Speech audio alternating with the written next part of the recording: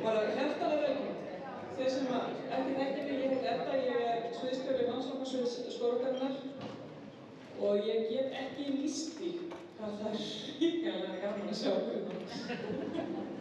Þetta búin að vera löng og erfið fæðing út á dollu en þetta verður rosalega gaman. Takk kærlega fyrir að koma og þetta verður bara nokkur praktísk atriði.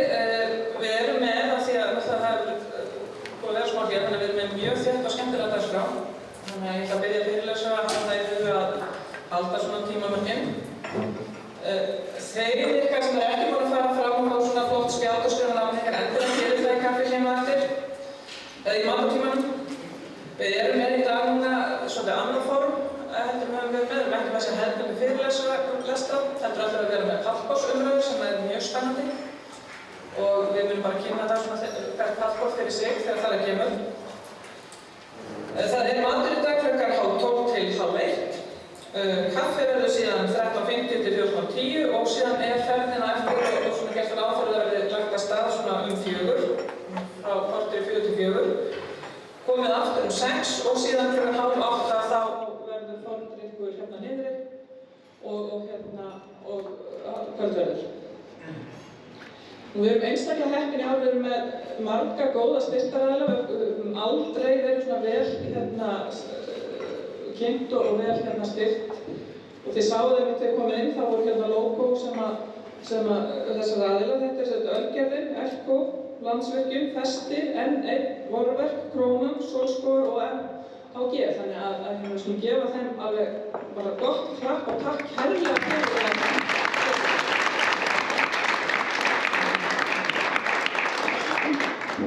Minni ykkur á að slökkva á símanum eða lækka þeim. Þetta var fyrir gamla fólki, sagði Bjarni. Ég veit ekki alveg hvernig það eru ykkur á það. Dagskráin er á heimasíðunni, þannig að það er hægt að bæta að fylgja hlaðinu þar niður sem PDF-skjali og eins bara skoðan á síðunni, þannig að þið viljið gera það. Er ekki búin að segja Bjarni? Jú, er ekki. Er það? Heyrðu, þá ætla ég bara að byrja því að byrja Björn Helga Bákason sem er nýkominn í nýtt ráðuneyti ásamt okkur Skógræktinni að flytja okkur nokkur orð frá nýja matvælaráðuneytinu. Gjörðu svo vel.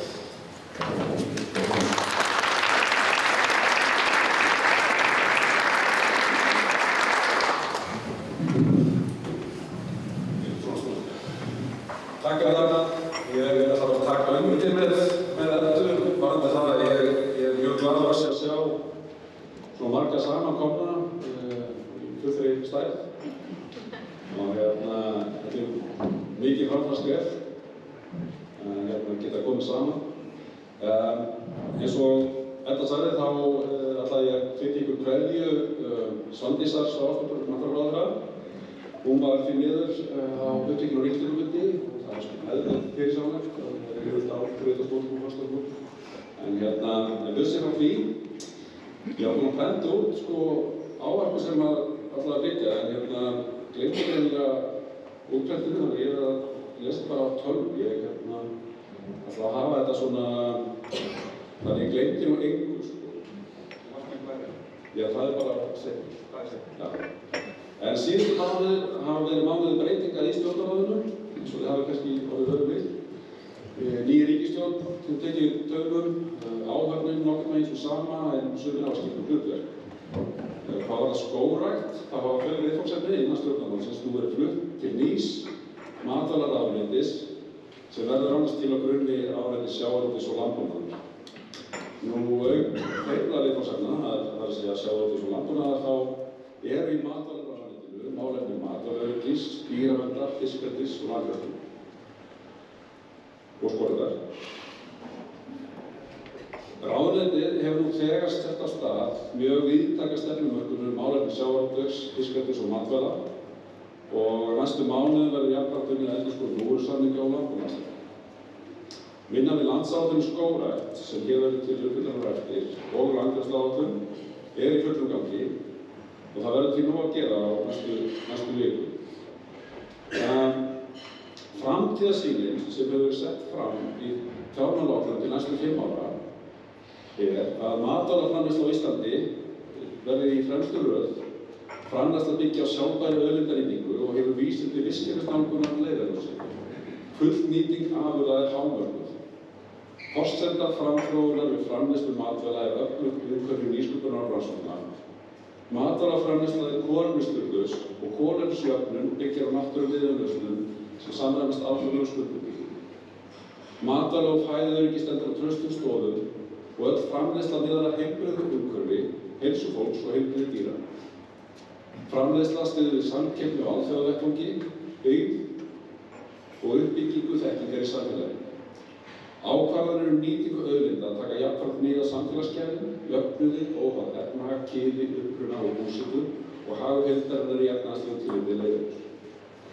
Ef við förum aðeins dýpra í þetta, þá eru meginmarkmið málefnasviðsins að styrkja sjálfbærni auðlindanýtingar og efla vernd og viðkvæmra vistkerfa á grunni vistkerfislandbúnaðar, draga úr losun gróðurhúsalofttegunda vegna framleiðslu og auðlindanýtingar, efla hugmyndafræði hringrásar við veiðar, framleiðslu og hámarksnýtingu afurða, tryggja matvælaöryggi í þágu heilsu fyrir alla og hámarka velferð dýra til framleiðslu. Þetta er sumt af þessum hljómar kannski framhaldi hér, en við vitum að skógrækt, hún getur á margan hátt stutt við þessa framtíðarsýn og meginmarkmið. Góðir gestir, ég ætla ekki bara að draga ykkur á þessu og lengja með mál, þannig ég vil ítreka góðar kveðjur ráðherra til ykkar og óska ykkur góðrar og árangursríkar ráðstefnu. Takk.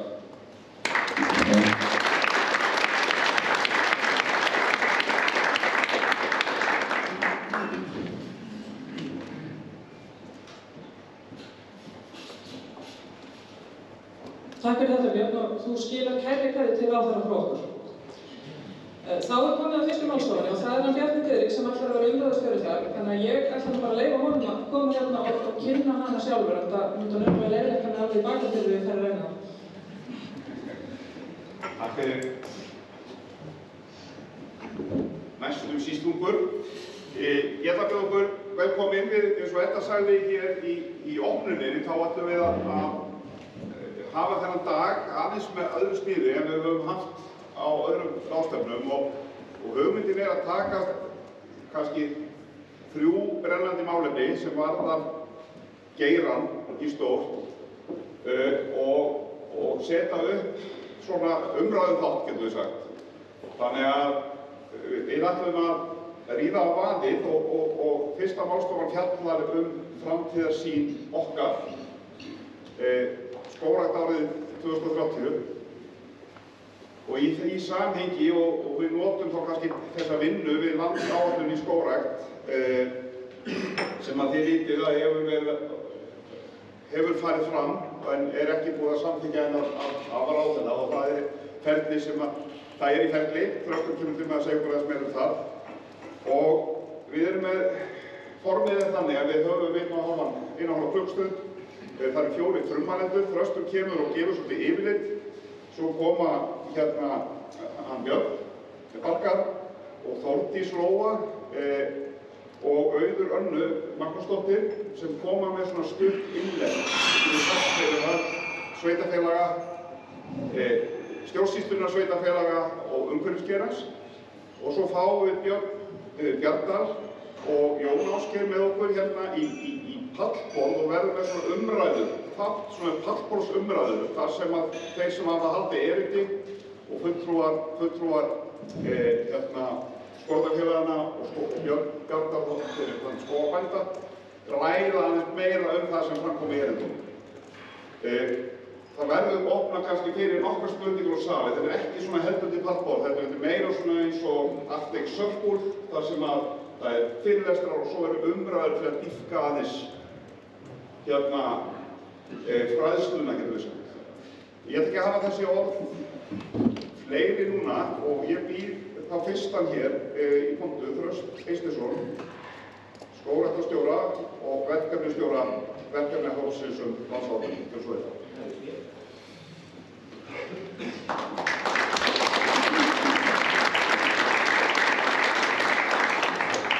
Þakka viðbrögðið. Ég hef með einhverja glæður. Spurning hvernig við finnum þær.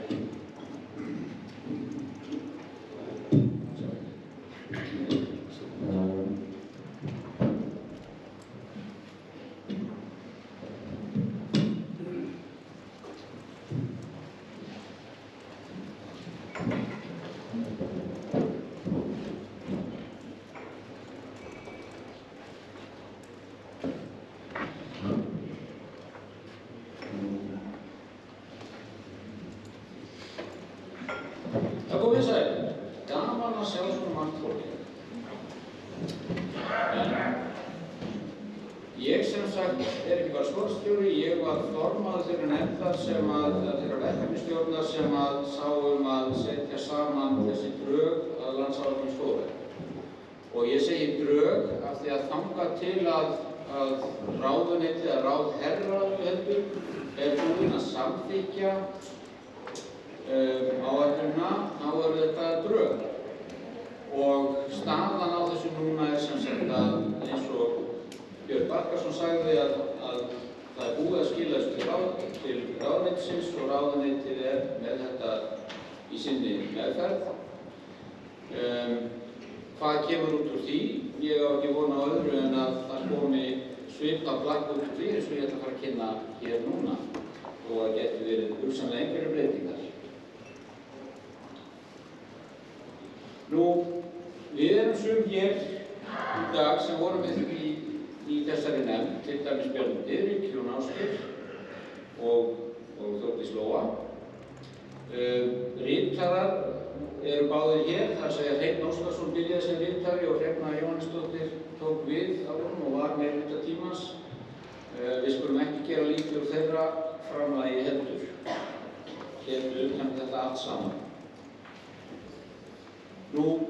Í þessu ferli var þrefalt samráð haft. Í fyrsta lagi var áætlun hvernig við ætlum að vinna verkið, lögð fram og boðið upp á að koma með athugasemdir það. Það komu nokkuð margar. Síðan voru viðtöl við hagsmunaaðila. Kemur í ljós að það 21 hagsmunaaðili sem kemur að skógrækt, snertir skógrækt á einhvern hátt eða skógrækt snertir þeirra hagsmuni á einhvern hátt hér á Íslandi. Og þá urðu til drög að áætlun, síðan voru þau drög kynnt og kallað eftir umsögnum og það voru allmargar sem komu inn þá og síðan fór verkefnisstjórnin yfir þær umsagnir og þá urðu þessi lokadrög til sem liggja í ráðuneytinu í dag. Framtíðarsýnin sem við komumst að væri það sem við myndum miða við þessi 10 ára áætlun að aukin útbreiðsla og vöxtur skóga verði meðal lykilatriða í að Ísland nái kolefnishlutleysi árið 2040. Í framhaldinu verða skógar snar þáttur í að Ísland bindi meira kolefni en það losar. Þetta þarf að gerast á þann hátt að það styðji áframhaldandi uppbyggingu og þróun annarra gæða skóga, svo sem skógartengda atvinnuþróun, hinna ýmsu umhverfisþjónustu skóga og samfélagsleg hlutverk þeirra, og án þess að ganga á önnur umhverfisleg, samfélagsleg og hagræn gæði. Sjálfbærni og verður leiðarljós skógræktar.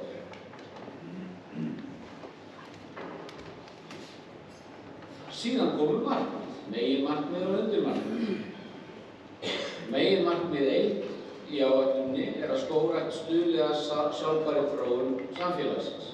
Þetta þarf náttúrulega ekki að koma á óvart þar sem að sjálfbærni skógræktar hugtak, eða skógfræðilegt hugtak upphaflega búið til í tengslum við meðferð skóga fyrir 300 árum síðan, eða meira.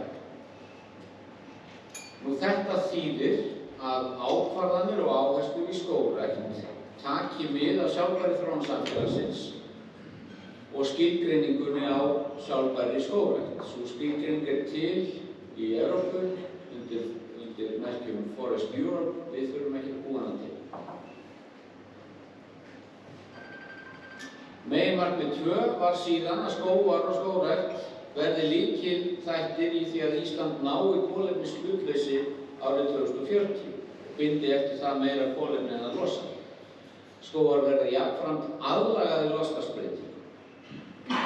Þetta þýðir að grunnur verði lagður að árlegri bindingu að minnsta kosti 500.000 tonna koltvísýringsígilda árið 2040 umfram það sem var árið 2020. Að stofna til skógar á til þess að ná þessu, til þess að stofna til skógar á 60.000 hektarum lands á næstu 20 árum, sem 0,6% Íslands, sem þýðir að það þarf að gróðursetja minnst í 3.000 hektara árlega. Gróðursetning núna nálgast 2.000 hektara. Þannig að við þurfum að bæta 50% við til að ná þessu miðað við gróðursetninguna eins og hún ætluð núna í ár. Að rækta skóg á stórum svæðum Rofis og Rýrslands, þetta byggir á miklu landi frekar en mikilli kolefnisbindingu á flatarmálseiningu. Þar sem sagt eru flest svæðin fjær byggð og í meiri hæði við sjávarmáli við höfum hingað til verið að gróðursetja og þarna verður endurheimt birkiskóga í fyrirrúmi. Auk þess að rækta hraðvaxta, stórvaxna og gjöfula skóga, þetta byggir á mikilli kolefnisbindingu frekar en miklu landi eða miklu flatarmáli og þetta þá mest notað í skógrækt í byggð, það að segja hjá til dæmis á bújörðum til dæmis eða lögum. Nú framhald af þessu að við viljum hvetja til þess að fyrirtæki koma í auknum mæli, félagasamtök, stofnanir og einstaklingar að skógrækt til kolefnisbindingar og við erum að vinna í því nú þegar, það verður fjallað það eftir hálfdegi í annarri málstofu. Og að til verði markaður með kolefniseiningaskógrækt sem einn af hvötunum til þess að ná þessu fram. Nú varðandi aðlöguna að skógar verður þá aðlagaðir verðandi loftslagsbreytingum. Sama hvað við gerum á komandi árum og áratugum þá að hlýna í heiminum og loftslagsbreytingarnar eru að eiga sér stað. Við verðum vör við að hér á Íslandi, ekki endilega sem mikilli hlýnun, en kannski með aukinni tíðni hvassviðris eða storma. Skógar verði aðlagaðir á þann hátt að þeir haldi áfram að vera heilbrigðir að mestu og hafi aðlögunarhæfni og þolþol til að mæta áföllum. Þetta þýðir til dæmis að rækta fjölbreytta skóga. Að stunda val og kynbætur á helstu trjátegundum og helstu trjátegundur í skógrækt og prófa nýjar tegundur kvæmi jafnóðum með öflugum rannsóknum. Við þurfum að byggja upp rannsóknarþáttinn og aðlaga meðferð skóga að breyttu loftslagi, sérstaklega stormum.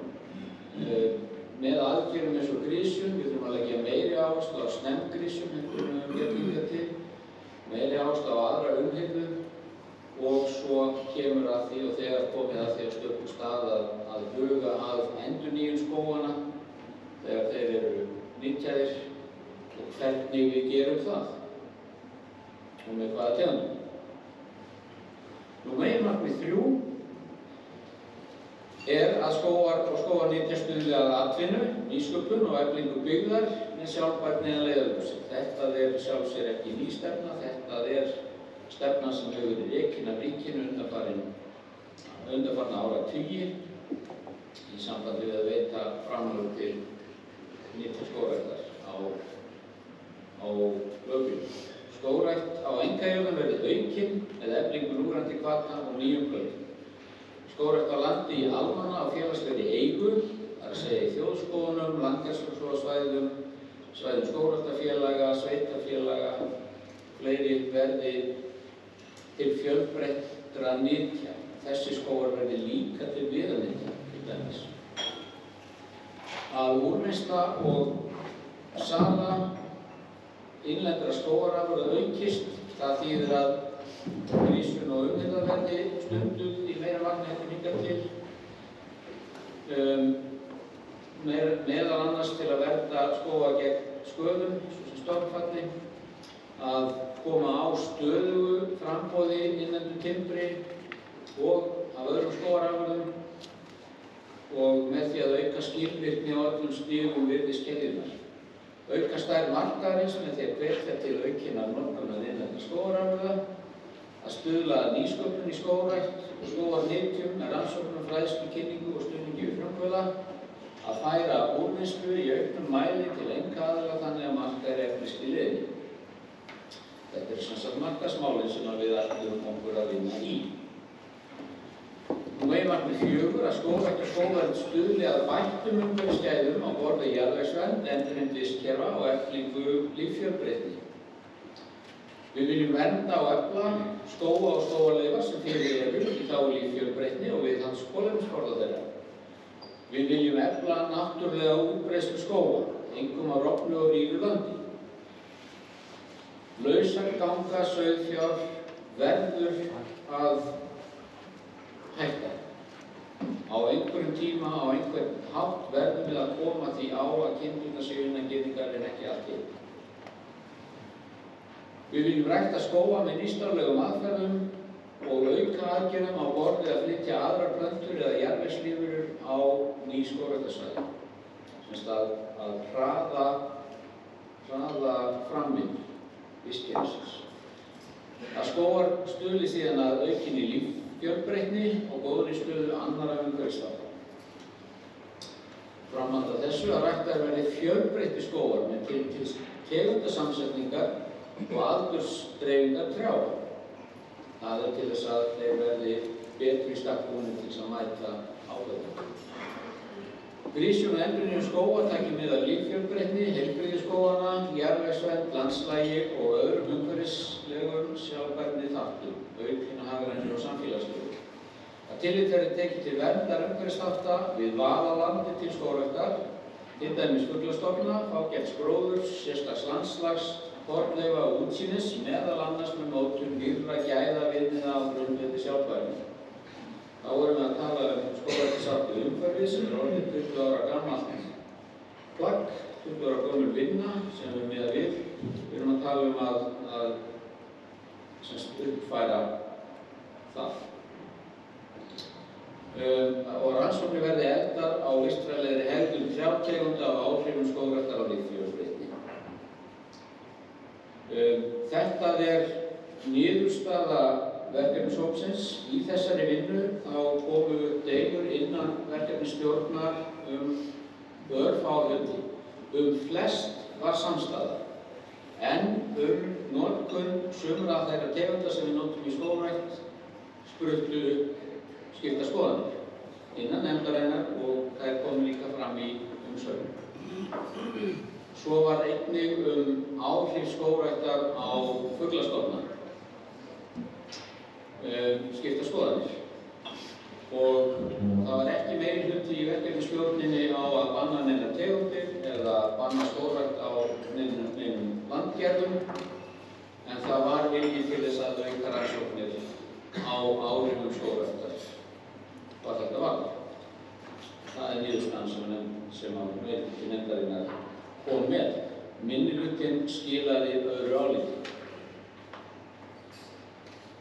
Meginmarkmið 5 að skógar og skógrækt stuðli að auknum útivistarmöguleikum almennings og bættri lýðheilsu, stuðla verði að þátttöku almennings í skógræktarstarfi. Efla skal hlutverk skóga í að stuðla að útivist almennings, bættri lýðheilsu og þátttöku í félagsstarfi, hvetja skógræktarfélög og sveitarfélög til að rækta, hirða og kynna skóga í þágu útivistar almennings, að skógar verði almennt opnir almenningi til útivistar, allir skógar helst, að byggja upp aðstöðu, svo sem göngustíga, áningarstaði, bílastæði, merkingar og margt fleira til þess að bjóða fólk velkomið í skógana, að halda atburði á borð við skógardaga, námskeið, tónleika og fleira í skógunum, að skógrækt verði í sátt við og studd af sveitarfélögum landsins, fyrirtækjum, félögum og almenningi.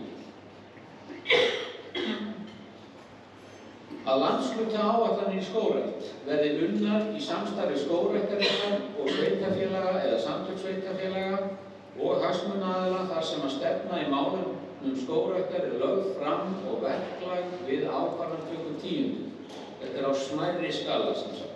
Að á öllum sviðum skógræktar verði rannsóknir efldar, enda þeir algjör grundvöllur þess að ná árangri og efla skilvirkni í skógrækt. Kynning, fræðsla og aðrir hvatar verði notaðir til þess að efla stuðning við skógrækt og þátttöku í skógræktarstarfinu. Og ekki síður nauðsynlegar eru grunnstoðir svo sem gróðurstöðvar, fræjöflun, eldvarnir og öryggismál. Þetta þarf allt að efla samfara aukinni skógrækt. Takk fyrir. Þá erum við búin með hraða yfir.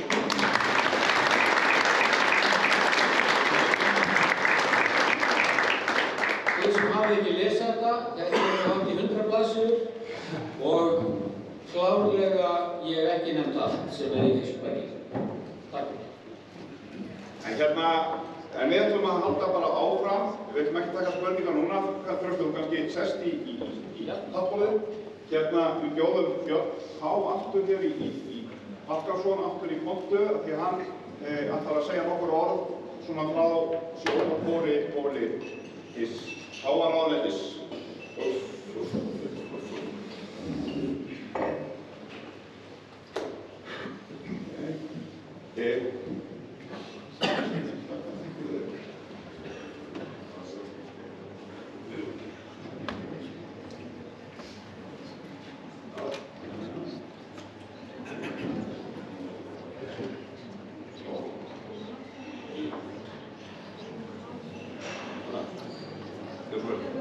Já, komið sæl aftur.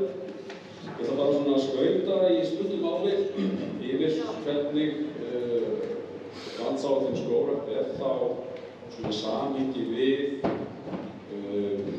stjórnsýsluna svona almennt og í pólitíska umhverfi og eins bara vinnuna sem síðan í gangi núna.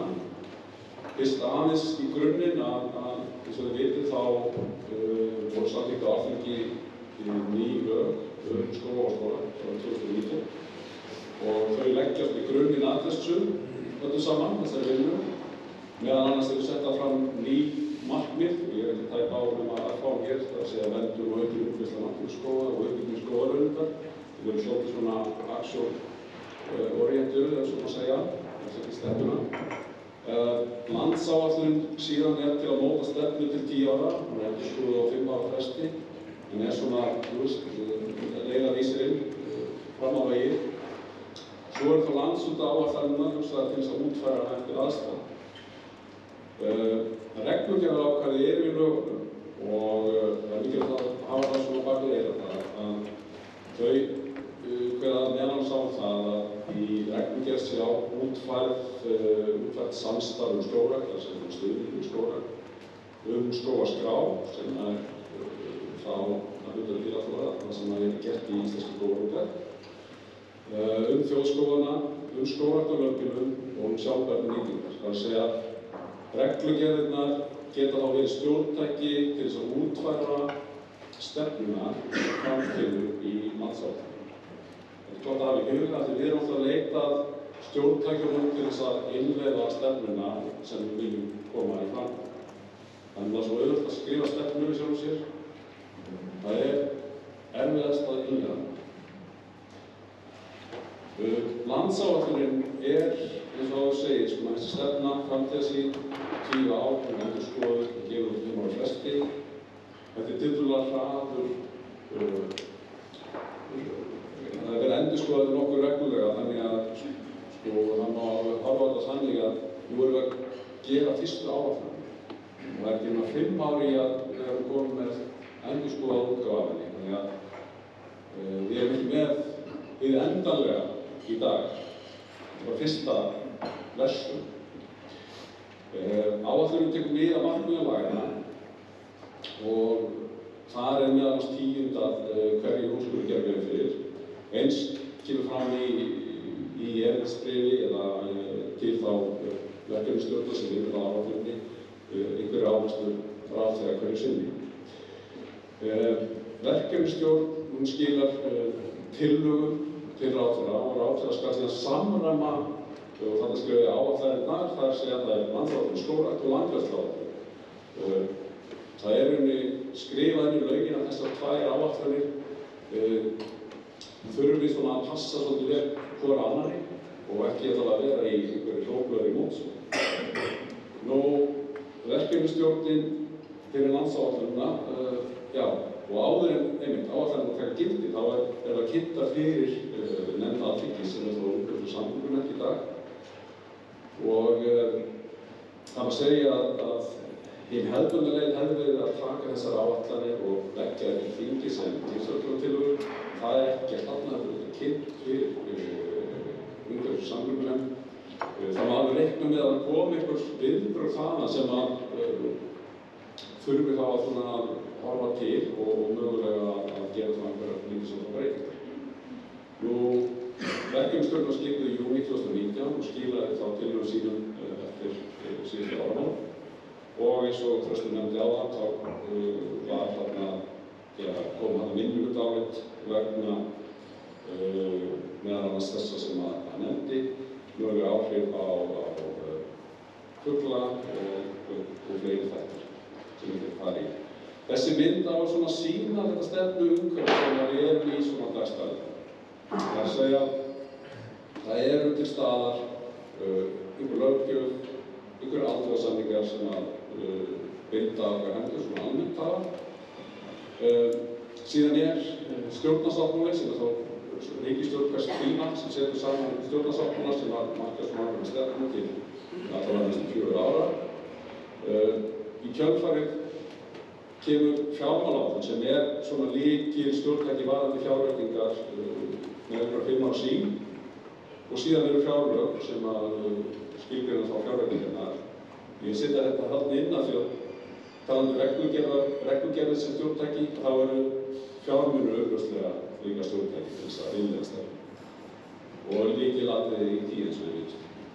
Síðan annað í stefnuumhverfinu, aðgerðaáætlun í loftslagsmálum, landsskipulagsstefna, stefna um líffræðilega fjölbreytni, skipulagsáætlanir og einhvern veginn þarf þetta alltaf flúttast saman. Og það kannski svona þessi vegur sem við þurfum að feta til þess að koma hlutunum áleiðis.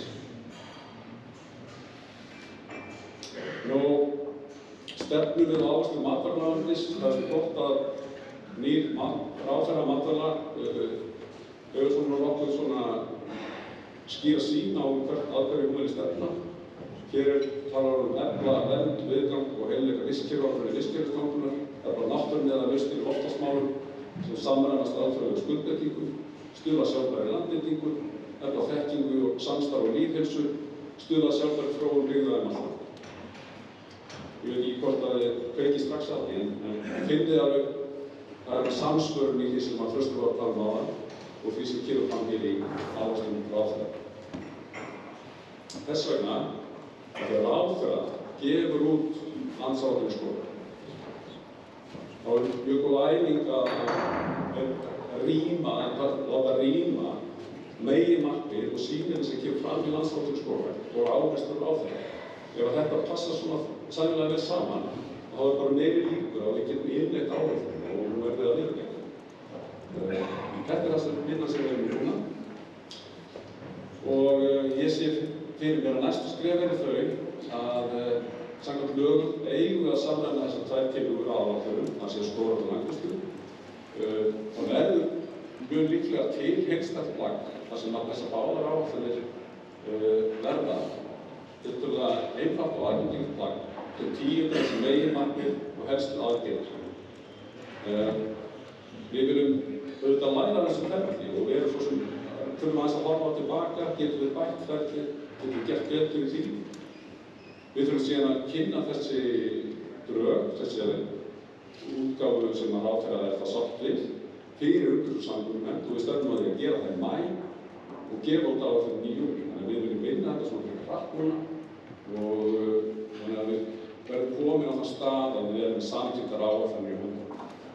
Þetta tengist líka því að, sem ég nefndi hérna áðan í ávarpinu, að þá fara að móta vinna búvörusamningar, að móta landbúnaðarstefnu og þá er gott að hafa þessi stefnu í höndunum til þess að þetta spilur allt saman.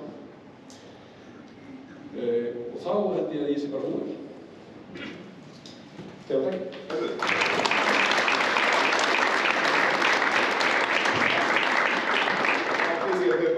Ég bara fá þið sæti hér við borðið og ég býð hérna fólki sem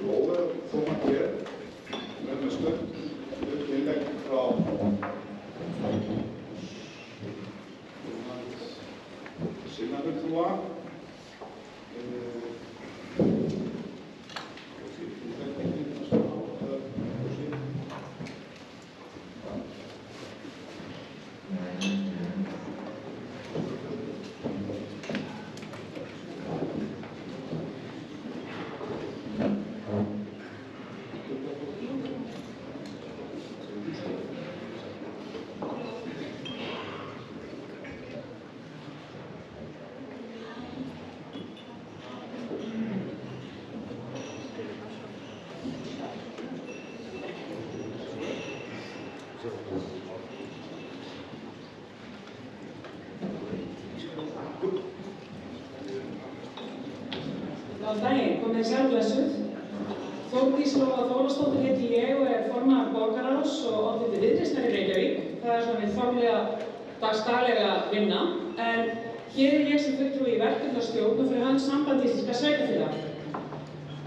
Ég einnig skógræktarbóndi á Norðurlandi, þar partur af Þingeyjarsveit sem nú að sameinast Skútustaðahrepp, þannig að ég Þingeyingur og á svona upphafsárum, komin 7 ár inn í okkar skógrækt. Þannig að ég tala hér fyrir hönd sveitarfélaga, en það erfitt að taka skógarbóndan úr mér. Þannig að það gæti komið einhverjir punktar. Svo ég ekki fræðimaður og ekki í fæinu, þannig að ég má líka vera smá punkari og vera með mótmæli og ýmislegt. Þannig að ég gef mér það pláss í dag. En ég ætla aðeins að fara, það var gott að Björn sagði að tímaáætlunin yrði í júní. Því að það eru sveitarstjórnarkosningar í vor, þær eru í maí.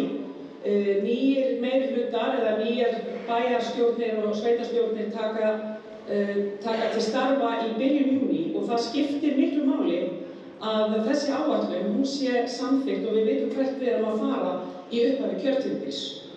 Við erum með tæplega 70 sveitarfélög út allt land og þau eru að mínu mati risa hagaðili í framkvæmd og innleiðingu á þessari landsáætlun. Ég ætla aðeins að fara aðeins yfir það.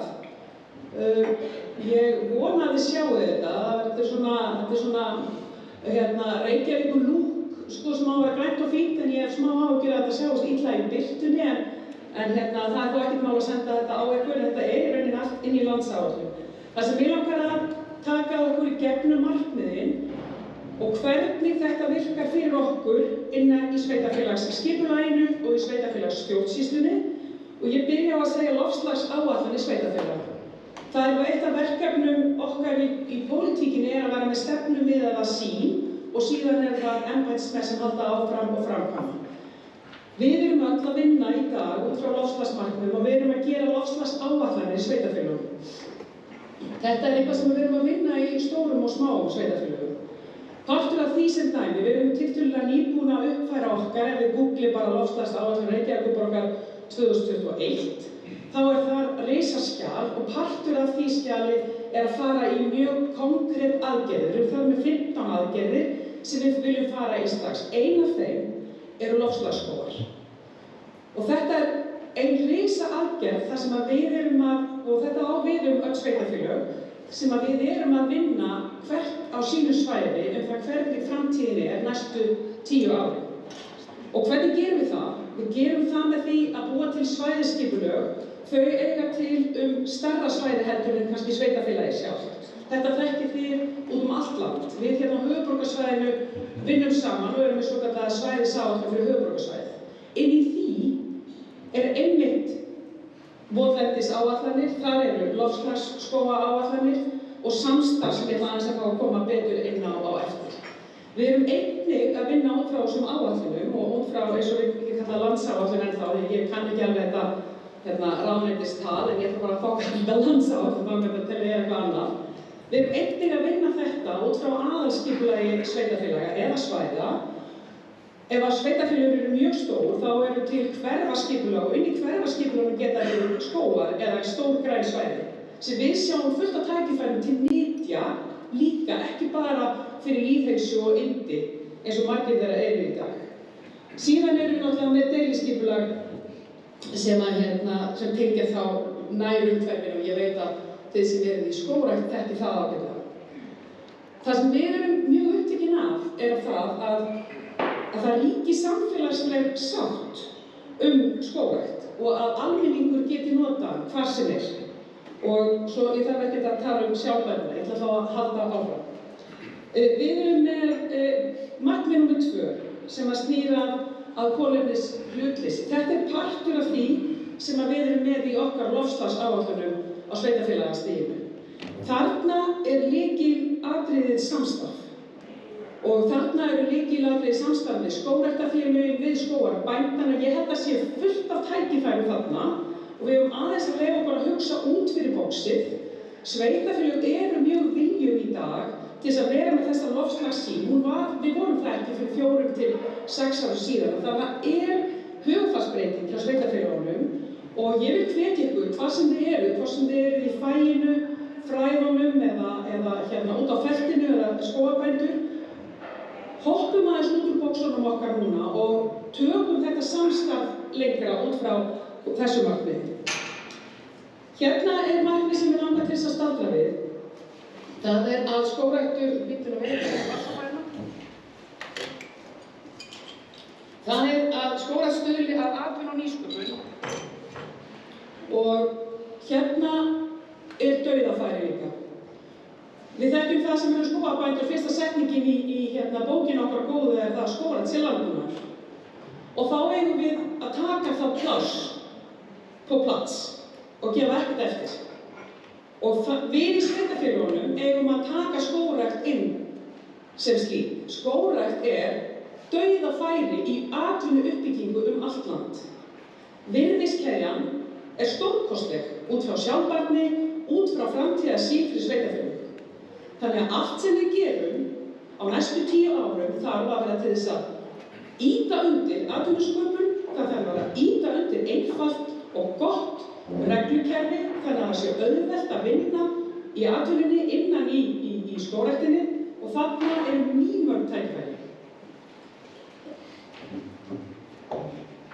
Þau sveitarfélög sem sjá það ekki bara með eitthvað blindan spott. Þarna, við erum alltaf áhyggjur af því sveitarfélögum, sérstaklega við sem erum partur af sveitarfélögum út á landi. Við erum alltaf áhyggjur af atvinnuuppbyggingu. Ég þekki það á mínu þingeyska umhverfi að við ætlum einu svona lítið krókódíl á Húsavík og við erum með á Laugum í Reykjadal erum við að þurrka fisk. Það ýmislegt hægt og ýmislegt alveg crazy. Það allt í lagi. En skógrækt bara ekkert af þessu. Skógrækt dauðafæri fyrir sveitarfélög til þess að nýta sér alla virðiskeðjuna. Atvinnuuppbygging og einkaaðilar og nýsköpun líka í dauðafæri til þess að taka þetta á. Þarna markaður, þarna fullt af plássi. Að lokum, ég held ég sé alveg að búa með tíma minn. Að lokum langar mig aðeins að ræða aðeins eða svona benda á í rauninni markmið númer 4 sem snýr að auknum umhverfisgæðum. Þarna held ég að við séum í miklum nýsköpunartækifærum og síðan í fimmta meginmarkmiðinu sem snýr að auknum útivistarmöguleikum og almennings. Og hérna langar mig að tengja við það sem við sveitarfélögin erum alltaf að hugsa og það líka lýðheilsa okkar íbúa.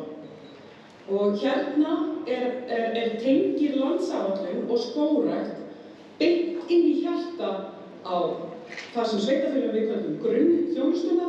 Það eru tómstundir, það eru íþróttir, það eru lýðheilsa, bara fólki líði vel, taki þátt og það sem kemur ekki á óvart það að íbúar hafa bara mjög mikinn áhuga á skógrækt. Við í Reykjavík og erum búin að gera samninga við okkar skógræktarfélag ýmis verkefni sem snúa að því umhverfi sem við erum með í okkar nánasta umhverfi í Reykjavík. Það eru loftslagsskógur við Esju, það er Úlfarsárfelli, það náttúrulega allir þekkja Heiðmörkina, en við erum með fullt af nýjum svæðum sem við viljum byggja upp í framtíðinni og þá viljum við samtvinna bæði það að við erum að fara að búa til góða skóga fyrir lýðheilsu, en við erum líka að fara að byggja upp skóga sem að nýta. Þannig að öll þessi markmið, bæði loftslagsmarkmiðin, nýtingamarkmiðin og lýðheilsumarkmiðin fara svo vel saman hjá sveitarfélögum. Þannig að hér eru ansi margir og þið búið öll í sveitarfélögum, þannig að mér langar að hvetja ykkur hvað sem þið eruð í pólitík og hvort þið eruð ekki í pólitík. Gerum saman ákallið inn í sveitarfélög að taka skógræktina alla leið inn í verkefni sveitarfélagana, inn í samstarfsverkefnin og inn í virðiskeðjuna og inn í atvinnuuppbygginguna. Við erum oft í pólitíkinni ósammála og það kom mér ekkert á óvart í landsáætlunarvinnunni okkar í verkefnastjórn þegar við vorum ekki alveg sammála. Af því að í pólitíkinni erum við bara mjög ósammála og þá erum við með alls kyns bókanir eða sérálit. En við getum ekki dvalið þar, af því að þegar upp er staðið þá erum við 80–90% sammála. Þannig að ég ákvað að enda hérna á kvóti því að mér finnst mjög mikilvægt að við dveljum ekki í ágreiningnum, heldur dveljum í því það hvað við erum sammála og höldum áfram þar af því að það er bara alltaf mikið í húfi fyrir okkur öll, hvað sem er á völdinu. Takk fyrir.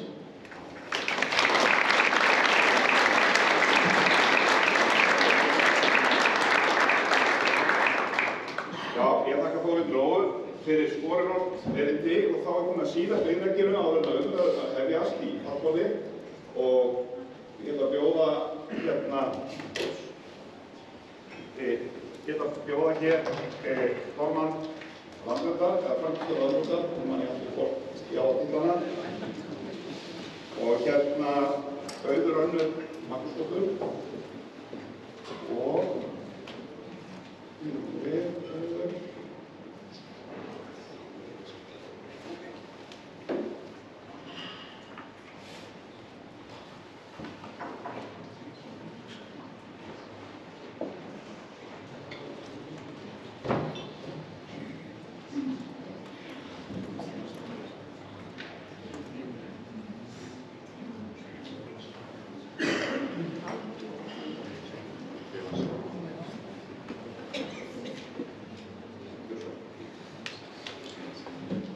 Komið sæl öll, gaman að sjá okkur hérna í dag. Ég heiti Auður Önnu Magnúsdóttir og ég er ekki bæði formaður og framkvæmdastjóri Landverndar, heldur bara framkvæmdastjóri. Kannski fæ ég einhvern tímann að vera bæði. Ég veit að Tryggva sem er formaður honum finnst ég vera mjög ráðrík, þannig að hann myndi kannski taka undir þetta hjá Bjarna en ég var að reyna að frekjast til að vera bæði. Já, eins og hefur komið fram að þá er ekki alveg sátt þessa landsáætlun og ég er hérna komin fyrir hönd Landverndar og samkvæmt Bjarna fyrir hönd umhverfisgeirans til þess að ræða svona það sem að við teljum megi betur fara í landsáætlunni. Ég ætla samt bara fyrst að segja að skógrækt er gríðarlega mikilvæg eins og hefur komið fram hérna og þið öll vitið. Skógrækt er mikilvæg fyrir bindingu kolefnis fyrir uppgræðslu lands og endurheimt landgæða og náttúruskóga. Fyrir mér persónulega þá er skógrækt mikilvægast fyrir lýðheilsu. Það er ekkert eins gott að standa við hliðina á tré og finna lífsorkuna sem streyma frá trénu. Og það er örugglega þess vegna sem þið eru öll svona ástríðufull gagnvart skógrækt. En landslag er líka mikilvægt. Og við vitum það að skógrækt breytir ástands lands verulega og Skipulagsstofnun hefur bent á þetta. Og skógrækt getur dregið verulegur útsýni á vissum stöðum þar sem áður var gott útsýni. Það þarf að taka tillit til þessa því að sérstæða Íslands er þetta mikla víðsýni og þetta sérstæða landslag sem við höfum. Og þá er mjög mikilvægt að taka tillit til þess að ákvarðanir skógrækt eru ekki eingöngu í höndum landeigenda. Það eru bæði stofnanir og sveitarfélög sem hefur komið þar að. Líffræðileg fjölbreytni er gríðarlega mikilvæg. Við stöndum frammi fyrir þvílíkum óskapnaði í umhverfismálum vegna þess að mannkynið, sérstaklega við hérna á Vesturlöndum, lifir ekki í takti við náttúruna og við lifum á ósjálfbæran hátt. Og við erum með tvær gríðarlega stórar áskoranir sem stöndum frammi fyrir, það er hrun vistkerfa og loftslagsbreytingar. Þessar tvær áskoranir mega ekki, eða lausnir þessum tveimur áskorunum mega ekki vinna gegn hvor annarri, þær verða að haldast í hendur. Og skógrækt getur bætt líffræðilega fjölbreytni, en hún getur líka dregið úr henni þegar tegundaríkum vistkerfum er breytt í tegundafátækt vistkerfi, eins og mónokultúr. Ágengar framandi tegundir geta verið helsta ógnin við líffræðilega fjölbreytni, sérstaklega á svæðum eins og Íslandi þar sem að vistkerfin eru sérstaklega viðkvæm. Og það er mjög mikilvægt að muna að fjöldi tegunda er bara einn hluti af líffræðilegri fjölbreytni. Hitt er breytileiki innan tegunda og fjölbreytileiki vistkerfa og samspil vistkerfanna. Svo megum við alls ekki gleyma þeirri ábyrgð sem við berum gagnvart þeim fuglum sem að hingað koma. Þó að skógrækt geti vissulega skapað ný búsvæði fyrir fugla, jafnvel fugla sem ekki hafa verið hér áður, þá mun skógrækt á búsvæðum fugla sem ekki þrífast í skógum eyða búsvæðum þeirra. Og við vitum að mófuglarnir sem eru ábyrgðartegundir okkar eins og spóinn, lóan, jarðarkan og fleiri, þau forðast skóga og það eru sterk jaðaráhrif af skógum fyrir þessa fugla. Skógrækt í heilbrigðu mólendi mun því eyða búsvæði mófugla sem eru margir hverjir ábyrgðartegundir á Íslandi. Þetta er mjög mikilvægt í alþjóðlegu samhengi og við vitum að alþjóðleg fuglavöktunarsamtök hafa áhyggjur af einmitt þessu. Þetta er punktur sem við verðum að tala og geta komist einhverju niðurstöðu. Skógrækt og landgræðsla fara saman og það er gríðarlega mikilvægt að við viðurkennum þetta og reynum að vinna miklu betur saman í þessum tveimur sviðum. Og endurheimt vistkerfi á Íslandi, það verður að vera forgangsatriði á nýja tíma.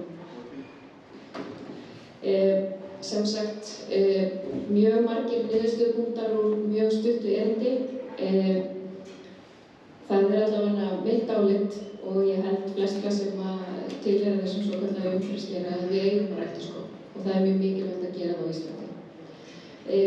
Það endurheimt og viðhald náttúruskóga verður að vera í forgangi og endurheimt vistkerfi á stórum samfelldum svæðum þarf einnig að vera í forgangi. Við getum ekki verið með svona bútasaum eins og við sjáum til dæmis á votlendi hérna á Suðurlandi þar sem það er búið að búta votlendi rosalega mikið í sundur svo kannski endurheimta 1-2 hektara. Þetta verður að vera stór samfelld svæði, þá gerum við vistkerfunum og líffræðilega fjölbreytileikanum mesta grein. Við verðum alltaf að hugsa varúðarreglu umhverfisréttar. Við megum ekki breyta náttúrulegum vistkerfum sem eru heilbrigð eða í góðri framför. Við megum ekki fara offari í að eyða búsvæðum fugla. Við berum mjög mikla ábyrgð á nokkrum tegundum í alþjóðlegu samhengi og við verðum að fara varlega með ágengu tegundirnar því að þær geta skaðað líffræðilega fjölbreytni óafturkræft. Það verður að vinna í samræmi við lög, áætlanir stjórnvalda og alþjóðasamþykktir. Það verður að skilgreina skýrt afmörkuð og samfellt svæði fyrir nytjaskógrækt og undirskóga þar sem kannski allt í lagi að nota framandi tegundir en þau þurfa þá að vera stór og samfelld og vel skilgreind. Það verður að skilgreina beitasvæði fyrir búfé sem miðast við þol svæðanna og sem miðast einnig við önnur not. Landvernd gaf út skýrslu í fyrra hvernig er hægt að breyta lögum þannig að vörsluskylda búfjár verði meginregla en ekki lausaganga eins og nú er. Það er gríðarlega stórt verkefni bæði fyrir náttúruvernd og skógrækt. Og skógrækt er mjög landfrek og við þurfum að viðurkenna þetta og vita það að það eru aðrir hagsmunir sem að rekast þarna á og eins og Borgdís Lóa sagði þá er samtalið byrjunin. Samtalið er grundvöllurinn að því að við náum árangri. Búin. Bara hérna aðeins áfram. Kolefnisbinding og líffræðileg fjölbreytni, eins og ég sagði áðan, þau verða að vinna saman, ekki gegn framræði. Það þýðir að við þurfum að setjast niður og fá þessa ólíku hópa til þess að komast að niðurstöðu sem að báðir eru sáttir við. Það verður að taka heildstæðar ákvarðanir notkun á þverfaglegan hátt. Það þýðir að öll þessi atriði sem ég nefndi áðan og miklu fleiri sem að berjast landið og notkun á því, þau þurfa öll að koma saman á borðinu til risastórt verkefni. Það þarf að skilgreina svæði fyrir nytjaskógrækt þar sem skoða hvort megi mögulega nota ágengar framandi tegundir með varúð og þessi svæði þurfa að vera stór og samfellt frekar en fá og lítil og dreifð. Uppbyggilegt samtal og þekking eru grunnurinn og góðri ákvarðanatöku og þetta er eitthvað sem við verðum öll að hafa í heiðri og illt umtal, ásakanir og upphrópanir eins og hafa sést mjög mikið núna síðustu vikum. Þetta verður að hætta. Við erum miklu við erum komin miklu lengra, við þurfum ekki að vera í þessum skotgröfum lengur. Þá ætla ég bara að þakka fyrir mig.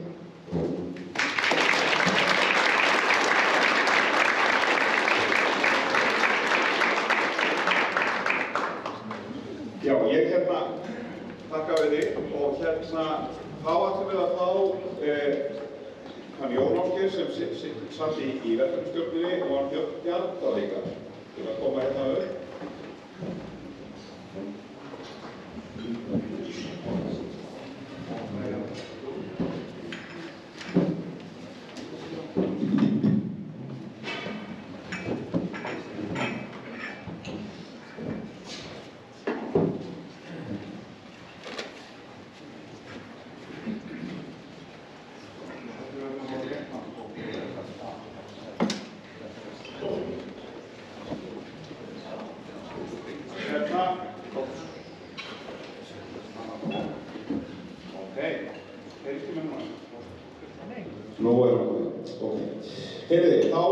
Þá er það þannig að við ætlum að taka smá spjall með ykkur og svo sjáum við til hvort að við tökum spurningar í lokin.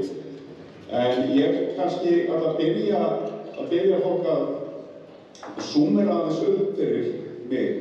Þetta var óskaplega fallegt og hjá ykkur öllum og mjög skemmtilegt og góð yfirferð. Ég held að þetta sem er gagnleg yfirferð til okkur öll í geiranum. Skógrækt skiptir máli.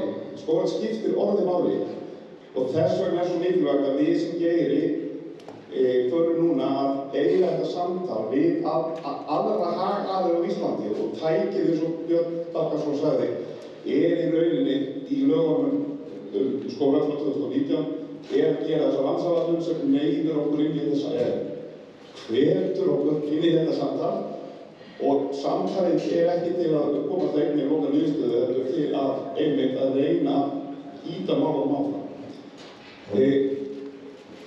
Þröstur, kannski byrja á þér, við tökum hérna smá röð. Mikið af landsáætluninni hlutir sem við erum búin að vera að vinna að mjög lengi. Hvað er nýtt í landsáætlunum? Og svo kannski byrja hérna að segja hvað er nýtt, hvaða nýmæli finnst þetta að vera? Er þetta breyting? Það sem er fyrst og fremst nýtt áherslan á loftslagsmál. Hún er komin ný inn. Hitt eldra, hitt allt. Við byggum voðalega lítið til sem nefnd. Við tókum fyrri vinnu annarra nefnda á ýmsum sviðum, bæði hér innanlands og erlendis og söfnum saman og byggum til eitthvað úr því sem myndi henta Íslandi. Það sem er nýtt einmitt þetta með loftslagsmálum og þessi áhersla á þátt skógræktar í að ná markmiðum í loftslagsmálum. Það er nýtt og það eigum við eftir að fjalla eftir hádegi. En ég vil segja varðandi síðasta innlegg Auðar að þá fór hún í gegn nokkra punkta og ég tók það niður hjá mér og ég sé það að í sjálfu sér voðalega lítið sem að ágreiningur Ég meina, hún lagði áherslu á ásýnd lands og líffræðilega fjölbreytni. Við viljum taka tillit til þess í skógrækt, fugla og þess áttar við viljum að sjálfsögðu taka tillit til þess. Þannig að þetta er bara mikið til, held ég, hlutir sem er sátt að fást við. Það er síðan aftur útfærslan sem stundum gengur upp og stundum ekki eftir hvað mönnum finnst eða hvort mönnum finnst hún hafa gengið nægilega vel upp. Það verður alltaf og ný áætlun breytir engu það. Já, en nú er komið tæki samt til að taka þetta samtal og útfærslan eins og þú sagði sjálfur landshlutaáætlunar sem eiga síðan ekki kjölfarið sem samtal við sveitarfélögin. Það er í landshlutaáætlunum sem samtalið við sveitarfélögin við fram. En kannski varpa sömu spurningu hérna til hins háa ráðuneytis. Hvað finnst þér að við höfum komist lengst með herra ráðuneyti? Við erum alltaf dýrmannlega þegar þú tala svona. En ég er náttúrulega held að sé okkur bara straumgörfur í að hlúa til það verkefni sem landsvarnarnir er. Og hún býr til vettvangi til að eiga samtali við tjöldum og það geta allir tekið þátt. Það gríðarlega mikilvægt. Og það hefur bara ekkert átt áður fyrir skógrækt og ekki landgræðslu út af lögbundið. Það þarf að gera. Við fengið mismunandi pólitískar áherslur, þetta hugtaka breytingum. Þetta er ekki byltingakennt skjal í sjálfu sér. Ég tekið undir það sem Þröstur segir, það er mikil áhersla á loftslagsmálin eðli málsins samkvæmt. Ég ímynda mér miðað við aðgerðir og áherslur sem skilgreindar í áætlunum núna. Það er til dæmis þetta með að við ætlum að komast eitthvað lengra með til dæmis gæðaviðmið fyrir landval, auka rannsóknir á áhrifum ófugla og vistkerfi almennt. Þetta er eitthvað sem við þurfum þá að innleiða og tökum þá til frekari umræðu í næstu umferð. Þannig að við erum ekki að klára umræðuna, við erum bara að hefja. Já, og það hef ég bara frá mér persónulega, þá hef ég lært það að ég hef fengið að taka þátt í vinnu þessar verkefnisstjórnar og það er það, ég tek undir þessu með auði að ég hef að við séum í meginhlutum öll erum sammála, en það er allir svo hættur, við erum þannig að taka pláss, skógrækt er að fara að taka meira pláss. Við erum þannig að skipta máli, þess vegna er svo mikilvægt að við tökum þetta samtal og við megum alls ekki fara í fílu þó að einhvers sé ekki alltaf sammála okkur, en ég verð að segja það verða líka til þessar málamiðlanir. En umræðan verður að fara upp úr upprópunum og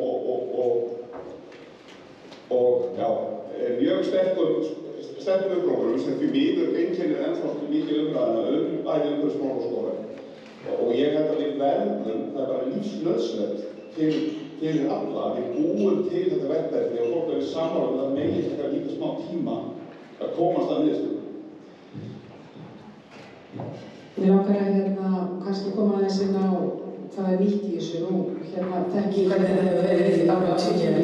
Það sem er nýtt í sveitarfélögum er það að fólkið er áhugasamt, félagasamtök eru áhugasöm og fyrirtæki eru áhugasöm. Við sem erum að bóti í sveitarfélögunum, við fylgjumst ekkert með þessum áhrifum, við vitum í rauninni ekki á þeim. Og ég á eftir að spyrja hvernig þetta hefur verið undanfarnar 3 vikur, við vitum það ekki. En ég átta mig alveg á því að inni í geiranum er þetta greinilegt. Og það langar mig kannski til að setja fókusinn á, við erum í þessu dauðaferi, finnst mér. Það er miklu meira áhugi þarna úti hjá íbúum þessa lands heldur en hefur verið nokkurn tímann af mörgum ástæðum, loftslagsmálum fyrst og síðast, en líka bara í kringum þetta yndi sem skógar eru. Og við sjáum það var stórkostleg breyting á alls kyns hegðun í COVID sem gerði það að verkum að fólk fór að njóta miklu meira því nærumhverfis sem er í kringum það heldur að þjóta. Og þarna er bara komin, það er tækifæri, það er meðvitund, þannig að nýtum okkur það og dveljum það og förum þangað og leysum áreining sem að ég sé ekkert með að leysa.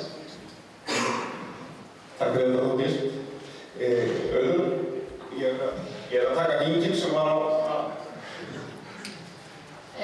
Já, ég veit svo sem ekki alveg hvað hefur verið nýtt. Ég hefur takað undir bara með sessunautum mínum. En það sem ég býst við að sé svona mikilvægast, allavega út frá okkar sjónarhóli, er að það er komin heildstæð áætlun þar sem við getum farið að skoða þetta út frá öllum þessum þáttum sem ég nefndi, en líka með landi í heild undir. Og þetta er greiðlega mikilvægt. Já, takk fyrir þetta. Jónas Geir, þú sást í verkefnisstjórn og hvað er önnur mestu þér? Hvað finnst þér stærsta málið? Stærsta málið, það er bara ánægt að það skjal sér tilbúið og það er rauninni, ég finnst ekkert standa í þessu skjali sem er hægt að rífast í sjálfu sér. Þetta er bara mjög gott plagg og ég vona það bara að ráða að samþykkja þessu að stendur. Eins og ég þegar sem að segja, það nýja í sem alltaf bara að skrifa þetta niður á blað. Það sem kannski skólageiminn búin að vera að vinna að síðustu áratugina. En það er náttúrulega mjög jákvæmt að ef þetta verður raunveruleika, 9-60.000 hektarar af skógi verða til. 20 árum. það er kannski bara stóri í þessu. Við erum að horfa fram á veginn og bjartsýn í augum bara. Og skógarbændur eru alltaf manna glaðastir á öllum mannamótum og ég veit að Björn Bjartar verður það hér líka.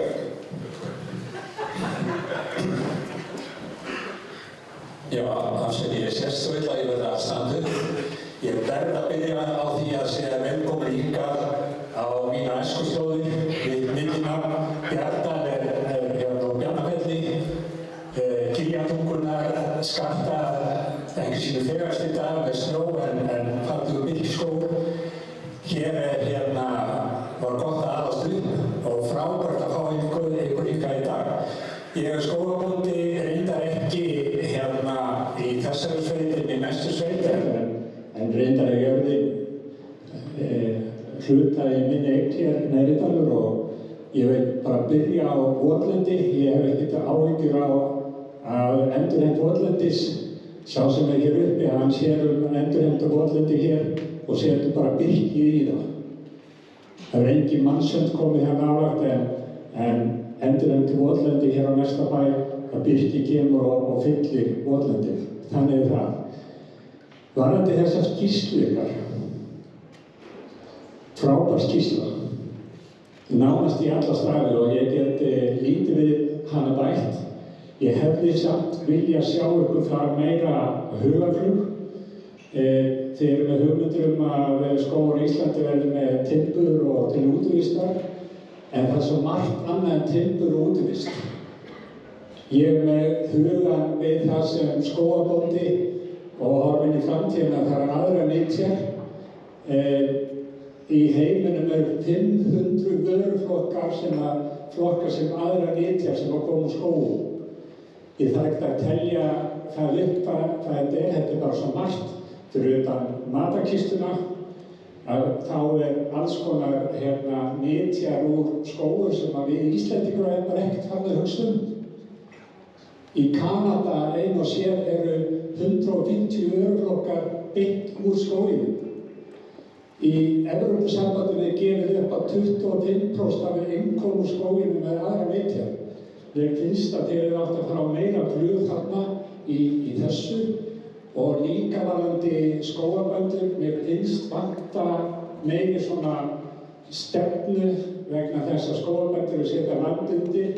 Það kostar kannski $500,000 að setja skóg í land í dag en það kostar kannski líka jafn mikið bara landverðið sem að bændur setja undir. Mér finnst vanta svona svolítið stefnu í hvert hlutverk landeigenda og skógræktarfélaga í framtíðinni í skóginum. Þórdís Lóa setti mig algjörlega flug þótt ég hef setið hérna. Þetta eru bændaskógar. Bændur er eitthvað að slökka á mér. Bændur er að byggja upp nýja atvinnugrein á Íslandi. Og ég hef sagt það lengi að við eigum að taka þá stefnu að hætta að hugsa nákvæmlega hvað við erum að fá eftir kíló kjöt eða lítur mjólkur. Við erum að hugsa hvað erum við að fá eftir hektara lands. Og ég held að bara það eitt myndi breyta svolítið hugsunarhætti. En Þröstur kom líka mjög vel inn á að bændur eru lykillar hans fyrir eiga landið. Og þannig að ég stend hér upp fyrir fulltrúa 150 Íslendingar sem eru byrjaðir í skógrækt og kjörgvöldrækt. Takk fyrir það. Það er hægt að ræða náttúrulega mjög margt af því að þetta, eins og þið sáu, það eru mörg markmið sett fram en eitt af þessu er náttúrulega við fengum sérstaklega hvatningu frá ráðherra þegar hann skipaði verkefnisstjórnina að við ætlum sérstaklega að huga líka að notkun birkis og það var mikið rætt það. Ég vildi kannski fá þið Þröstur til að það var eitt af þessu það sem við rættum mikið og ég vildi segja að það er einn nýmæli í skógræktarstefnu til 2030 í rauninni þar sem líka áherslu aukning hlutfallslega á notkun birki og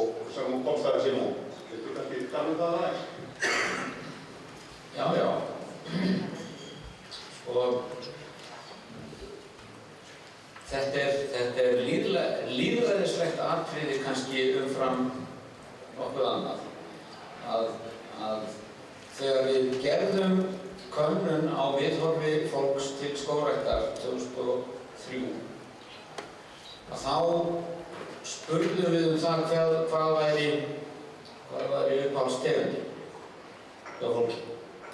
Það var Gallup sem gerði þessa könnun fyrir okkur og þannig að þetta var allt gert samkvæmt Knústarinnar-reglum. Þá kom í ljós að helmingur landsmanna nefndi birki, víst. Birki okkar tegund. Það okkar gömlu skógar birkiskógar. Og reyndar sitkagrýni var í öðru seti.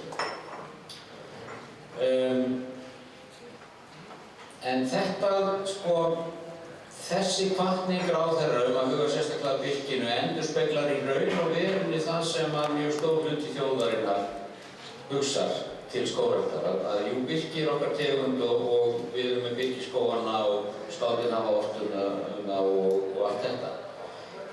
Skógfræðingar og svona nytja hugsandi fólk horfir gjarnan á birkið og sér þarna einhverju kræklur og eitthvað sem vexkinn eða eitthvað sem lága sig. En obbinn af þjóðinni sér það ekki. Það sér bara falleg skúlptúr, finnur bara góða lykt, heyrir bara fallega fuglasöng og svo framvegis þegar það hugsar birkiskóg. Þannig að þetta er lýðræðislegt atriði að huga að birkiskógunum og þetta hefur líka verið hlutverk skógræktarinnar frá upphafi að vernda og auka útbreiðslu birkiskóga. Ekkert síður en annarra skóga. Þannig að sú áhersla verður að vera. Það er bara þannig sem það er. Hin áherslan á nytjaskóga, á fjölbreyttari nytja, ekki bara timburhund og margt annað, ég tek alveg undir með Birni þess að sagði það. Hún kemur í viðbót til birkiskógana, ekki í staðinn fyrir það. Þannig að við verðum að huga þeim líka. Og líka í sambandi við loftslagsmálin. Af því að ég hef viljað tala það kemur í ljós eftir hádegið og ég verð það til að segja frá því. En ég verð að tala við mjög marga hvernig við getum best nota skógrækt til að binda meira kolefni. Er það ekki Alaska, spurja mig. Og líka, en líka birki. Og í einu samtali sem ég átti við Svía sem var að velta fyrir sér að fara að styðja skógrækt á Íslandi í stórum stíl og var búinn að fara í gegnum svona alla möguleika með honum og hvað myndi vita hvað og hvernig þetta myndi vera og hvers konar land væri til staðar og svo framvegis og þá segir hann við mig það sem hann að segja mér er að það þarf 5 hektara af birkiskógi til að binda það sama á 1 hektara af askaskóginu myndi binda. Já, það er það sem ég vil segja. Já, það er ekki bara bresta á, það fáið þið meiri skóg. Ég meina, peningar er ekki vandamálið. Það er nóg af peningum í heiminum, segir það. Fullt af peningum í heiminum. Hann spurði mig, hvað þarf helst að gera ef að peningar er ekki lengur vandamál? Ef að peningar er ekki lengur takmarkandi fyrir skógrækt, hvað gerir þið þá? Þá gerum við það sem stendur í þessari áætlun. Já. Áður en við snúum að öðru máli vil ég aðrir í handbólðinu taka eitthvað, ræða náttúruskóginn eitthvað, eða... Gjörðu svo vel? Já, það gerði þess. Ég hef svo sem lengi haft áhuga á endurheimt náttúruskógana og síðasta kjörtímabili var skrifað undir yfirlýsingu endurheimt skóga við Sveitarfélaginu Áskorun. Við vitum öll hvað þetta er nú lítill hluti af landinu í dag og áformin virkar nú ekki sérstaklega metnaðarfull í sjálfu sér að auka þekki birkiskóga á 1,5% í firðinum. En enga síður þá verður það nú þreiföldum og það var kannski launa því að hér að í stjórnarsáttmála ríkisstjórnar er talað um að marka stefnu endurheimt vistkerfa á þjóðlendum og það vill svo til að þjóðlendurna liggja mjög áflóði í hálendisgrunnu þar fyrir ofan sem er oft land sem er bara mjög slæm ástandi og það er virkilega að því að halda að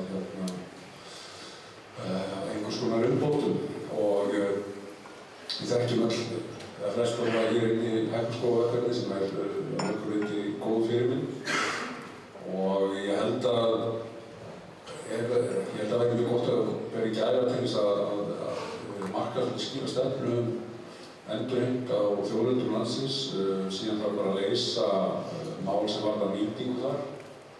Stundum getum við unnið með það saman, stundum þurfum við að þetta er einhvers konar trade-off. Við erum alltaf í einhverju trade-off. Hvað heitir það? Fórnarskipt eða íslensku spurningi. Það er svolítið dramatískt þetta. En ég vil gjarna sjá það að verði, og ég er með svona mjög beina því til forsætisráðuneytisins sem er svona umboðsmaður þjóðarinnar fyrir þjóðlendur að setja svona skýra sýn á þetta endurheimt vistkerfa innan þjóðlendna og þar með talið þá Ríkisskóla.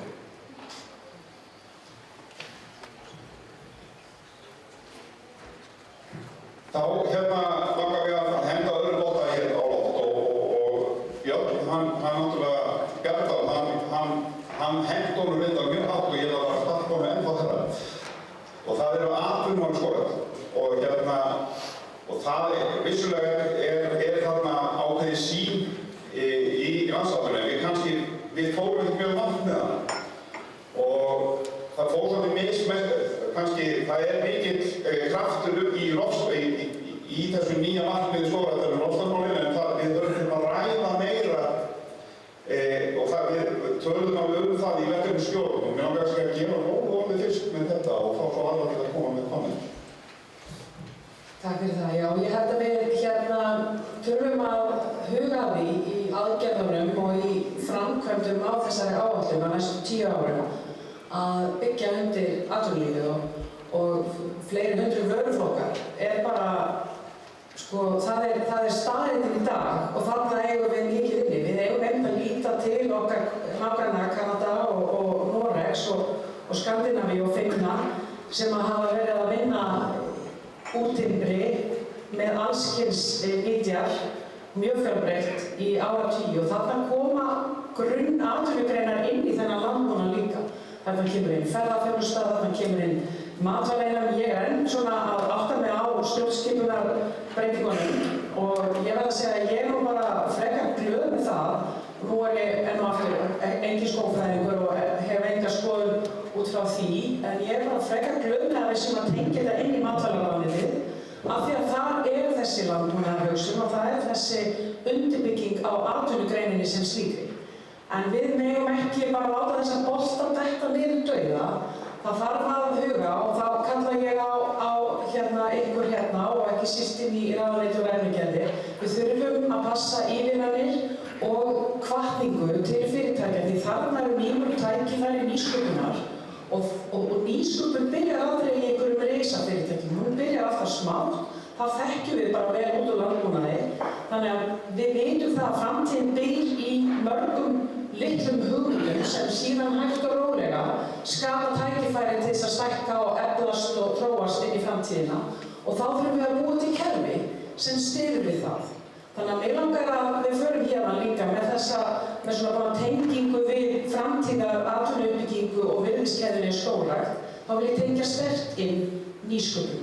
Nýsköpun í þessum greinum, undirbyggja það með góðum reglugerðum, ívilnunum, hvatningu, þannig að þessi fyrirtæki ná að blómstra og þróast.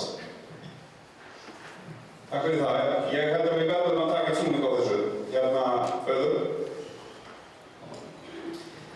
Já, við hjá Landvernd höfum talað fyrir því nokkur ár að landbúnaðarstyrkjakerfinu verði breytt þannig að bændur fái greitt fyrir að búa og stunda atvinnu á bílum sínum og þetta verði aftengt afurðum.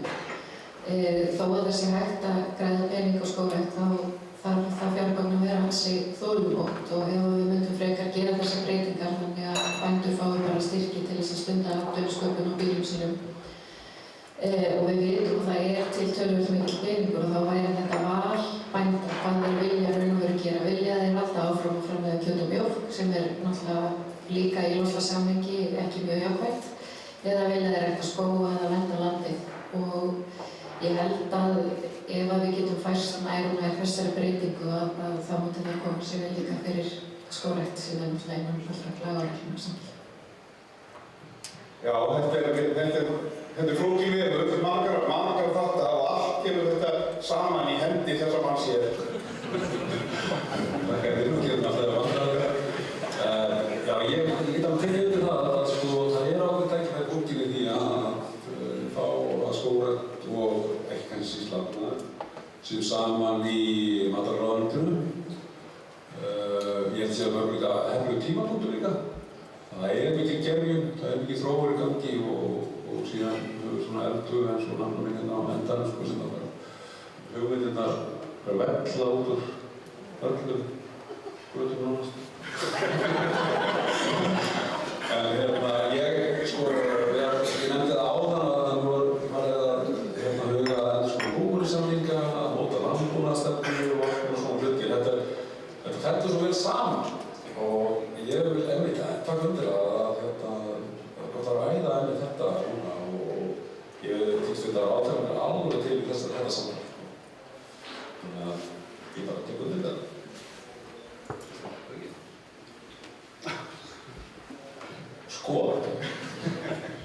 Skulum aðeins koppur niður á jörðina. Auðlindin er lítil. Hér er fólk í salnum sem hefur fengið að reyna það á eigin skinni á undanförnum árum, hvernig það er að reyna að reka fyrirtæki sem er að reyna að vinna úr skógarafurðum. Og það er ekki auðvelt. Það er ekki auðvelt að fá hráefni, það þarf að byggja upp markaði, það þarf að stunda sölumennskuna, það þarf að vinna úr efni við sem að er stundum ekki mjög góður vegna þess að hann kemur úr grísunum, þar sem er verið að fella lakari trén. Þannig að sko, þetta er vegferð sem við erum að byrja á. Bara líka svo að sé alveg ljóst. Nýsköpuninni í úrvinnslu skógarafurða, hvort sem það eru viðarafurðir eða aðrar afurðir skóganna, eða ferðaþjónusta, eða önnur þjónusta skóganna, eða hvaða nú er, að búa til atvinnuveg úr þessu er ekki eitthvað sem ríkið getur. Ríkið getur stutt við það og það er í þessari áætlun að við viljum styðja við það með styrkjum hugsanlega, með öðrum götum, ég veit ekki hvað geti verið sem að ríki geti gert til að stuðla þessu, rannsóknir vissulega, en það er einkageirin sem að verður að þróa úrvinnslumálin og það verður svolítið erfitt og það mun taka langan tíma og það er sko með svona litla auðlind þá er allt gegn okkur. Það er ekki hægt að gera neitt á hagkvæmana. Stærðarhagkvæmnin er ekki fyrir hendi. Við getum sagt sko sögunar Milla á að geta borgað meira fyrir hráefnið heldur en eitthvað fyrirtæki sem er náttúrulega kurl. Af því að það er verið að búa til verðmeiri afurð sem eru borð og bankar í einhverja byggingar frekar en eitthvað hakk sem að fer í að framleiða einhvern mál. Ok, við getum sagt það. En sögunar Milla sem byggir á því að hann með höndunum að mata í sæðirnar og með höndunum að einhver annar taki borðin úr hinum meginn og stafliði með höndunum og það er ekkert velvægt í þessu annað en bara svegi sjálf og hún er bara ein í sögunarmyllunni og svona rammasög sem að hjakkar sem að tekur sko endalausan tíma að saga eitt ból. Nei, það getur aldrei borgað það sama og málmbræðslar fyrir hráefnið. Það bara er ekki svoleiðis. Og þetta er hluti af smæðinni, sko. Að senda menn með keðjusæri út í skóg að láta fella trén frekar að nota vélar, kostar ég veit ekki hvað, 10 sinnum meira, þegar rúmmetra á timbri. En við höfum svo litla auðlind að það er eiginlega ekki hægt að reka vélar. Það er þurfa ákveðið lágmarksmagn, sko. Þannig að sko, við erum í þessari stöðu núna. Þannig að við skulum aðeins koma niður á jörðina með þetta. Þetta er löng og erfið vegferð framundan, nýsköpunin og nytjaraskólan. Og við erum bara rétt að byrja. Ekki misskilandi. Ég ekki að reyna að drepa þetta niður. Ég vil hvetja til þess að þetta gangi. En þetta er sko ekki auðvelt. Þetta er sá frekar auðvelt. Já. Sko, ég ætla að aðeins jákvæðari kannski. Sko, ég held að okkar næstu ár kannski, þá snýst þetta nýsköpuna því að til sko að við erum með nýtsvörur. Við erum með timbur sem er framleitt á Íslandi og við verðum að markaðssetja að segja nýtsvörur þá aðeins láta það verið stílt og þarf að vera til þess að borgi sig. En auðvitað skil ég hvað Þröstur að segja, sko, það er alltaf meira timbur og það er hluta þessar áherslur að búa til meira timbur. Það er gott sko. En svo held ég líka sko þessar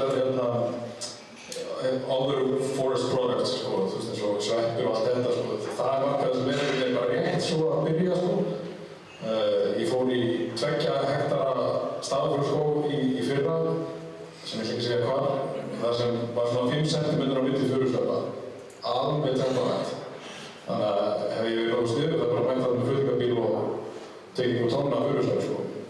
Þannig að við erum með litla skóga ennþá, en ég held að sé tækifæri fyrir fyrirtæki, lítil fyrirtæki, þótt að sé sko fyrirtæki sem er 3 starfsmenn eða 4 starfsmenn, þá er það bara hellis uppbót í skógagerðum. Þannig að, já, ég held að við erum að leiða að dreifa og hugsa svolítið, vera svolítið frjó næstu áratíma.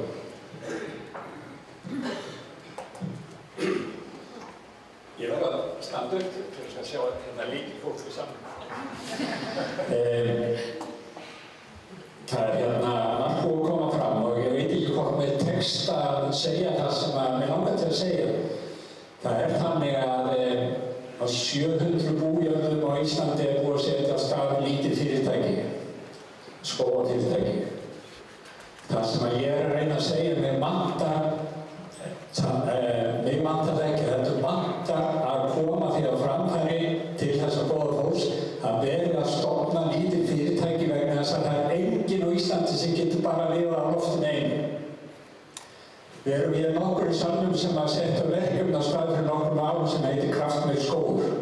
Sænskt að uppruna, mjög gott fyrirtæki, mjög gott tækifæri til þess að segja skógabændum til að líta á skógana sem fyrirtæki. Þannig að því miður er það hjá mörgum bændum á Íslandi þeir eru búnir að planta og skógurinn að ranna. En við vitum að þannig getur það ekki verið. Og þess vegna finnst mér, ég veit ekki hvað er nákvæmlega sem vantar inn í þessar landsáætlun, það er að búa til framtíðina, setja hana svolítið á blað, hvernig við sjáum fyrir okkur kannski 1000 bændur og skógræktarfélög á Íslandi eftir örfá ár sem eru komin allt í einu með þessa skóga sem við ætlum að gera úr. Ég er búinn að tala um aðra nytjar. Það þarf bara að fara inn á eina heimasíðu skógskaffiríet í Svíþjóð til að sjá það að skógar, meira að segja hér á Íslandi, er bara matarkista. Við erum bara komið svo langt að notfæra okkur þetta. Skógskaffiríet, nákvæmlega eins og sagt SR. Það er bara öllin á þessa heimasíðu komið heim á morgun og það er að nota skógana sem matarkistu. Þetta er bara þannig og síðan öllum með tækifæri matarkista krydd úr íslensku skógum. Ég hef borðað mjög góða mat hér á Íslandi á veitingahúsum sem var kryddað úr íslensku skógum. En málið snýst ekki bara aðra nytjar, þetta snýst að koma skógunum upp. Þetta snýst að nota réttar tegundir. En að sjálfsögðu þurfum við að vanda okkur en Þröstur. Besta kerfi sem við höfum í heimi til þess að koma að stað skógum, það er íslenska kerfi sem þú stýrir. Það er kerfi í heiminu sem býður upp á 97% til þeirra sem vilja frá stað. En ég er svo hræddur að hvort sem skógarbændur eða hvað að þeir fá að fara á stað síðan ekki alveg vita hvert við erum að fara. Og jafnvel að skógarbændur getur gleymt sér að skógurinn þarna var ekki hugsað hann til þess að búa til verðmæti. Ég ætla að stoppa hér en ég kem inn á þetta betur í dag þá fær ég tækifæri. Það er önnur málstofa, það sem verður farið meira í aflöfumálið, þetta var svona aðeins að hýta upp fyrir hana og það er náttúrulega mjög margt annað sem hægt er að taka fyrir en það er með þessari nýju áherslu í landsáætluninni þar sem að loftslagsmálin eru orðin meginmarkmið skógræktarstarfs á Íslandi í staðinn fyrir að vera bónus til viðbótar við önnur markmið eins og var og hefur verið lengstum. Og við segjum eins og Þröstur sagði í sínu erindi við ætlum að rækta sem skógan áfram sjálfbæran hátt og við ætlum samt líka að skapa atvinnutækifæri og við ætlum að nýta hluta þeim en við ætlum líka að nota á sem effektíft eða sem besta hátt sem mótvægisaðgerðir í loftslagsmálum. Og það er ekki alltaf, stundum eru hluti þannig að það er ekki alltaf svo vinn og vinn, það verður eitthvað, það er ekki að fá allt út úr dæminu.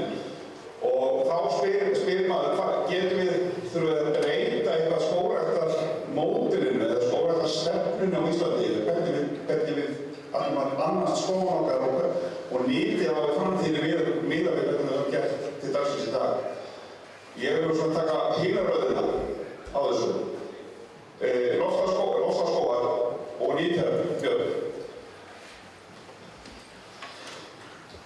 Já, við erum svo heppin að við getum bundið kolefni í íslensku skógum og þetta komur raunverulega eins og bara gull og ofan til þess að efla skógrækt á Íslandi.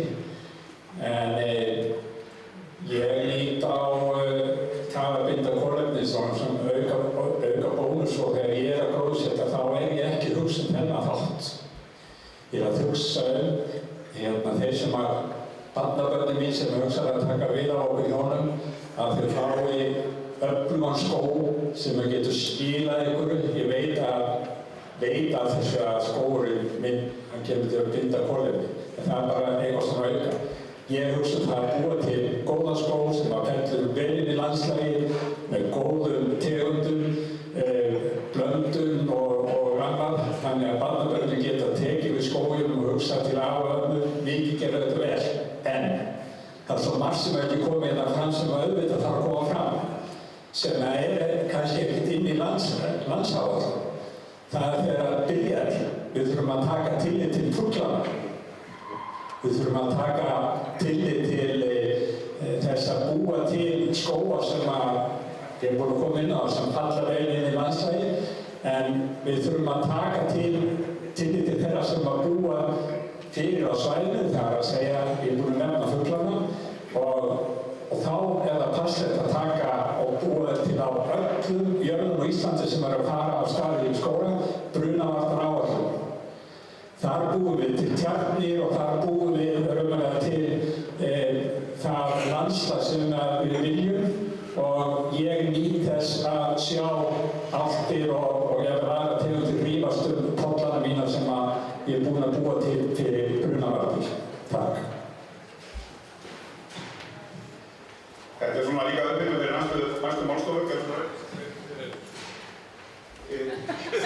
Það að rækta skógið núna áfram á sama hátt og hefur ekki að hingað til þegar að loftslagsmarkmiðin eru orðin meginmarkmið.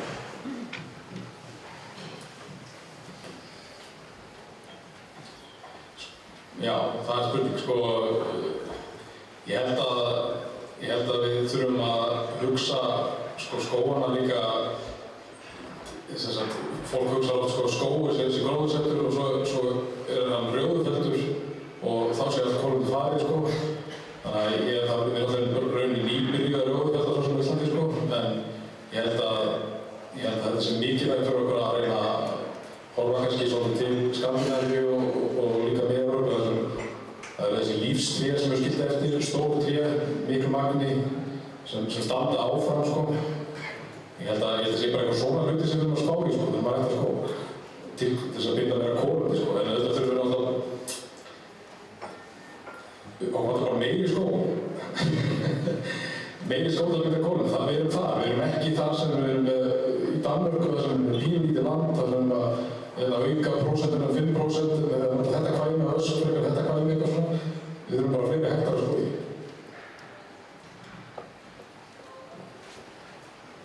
Já, ég held að við þurfum að gera hlutina talsvert öðruvísi.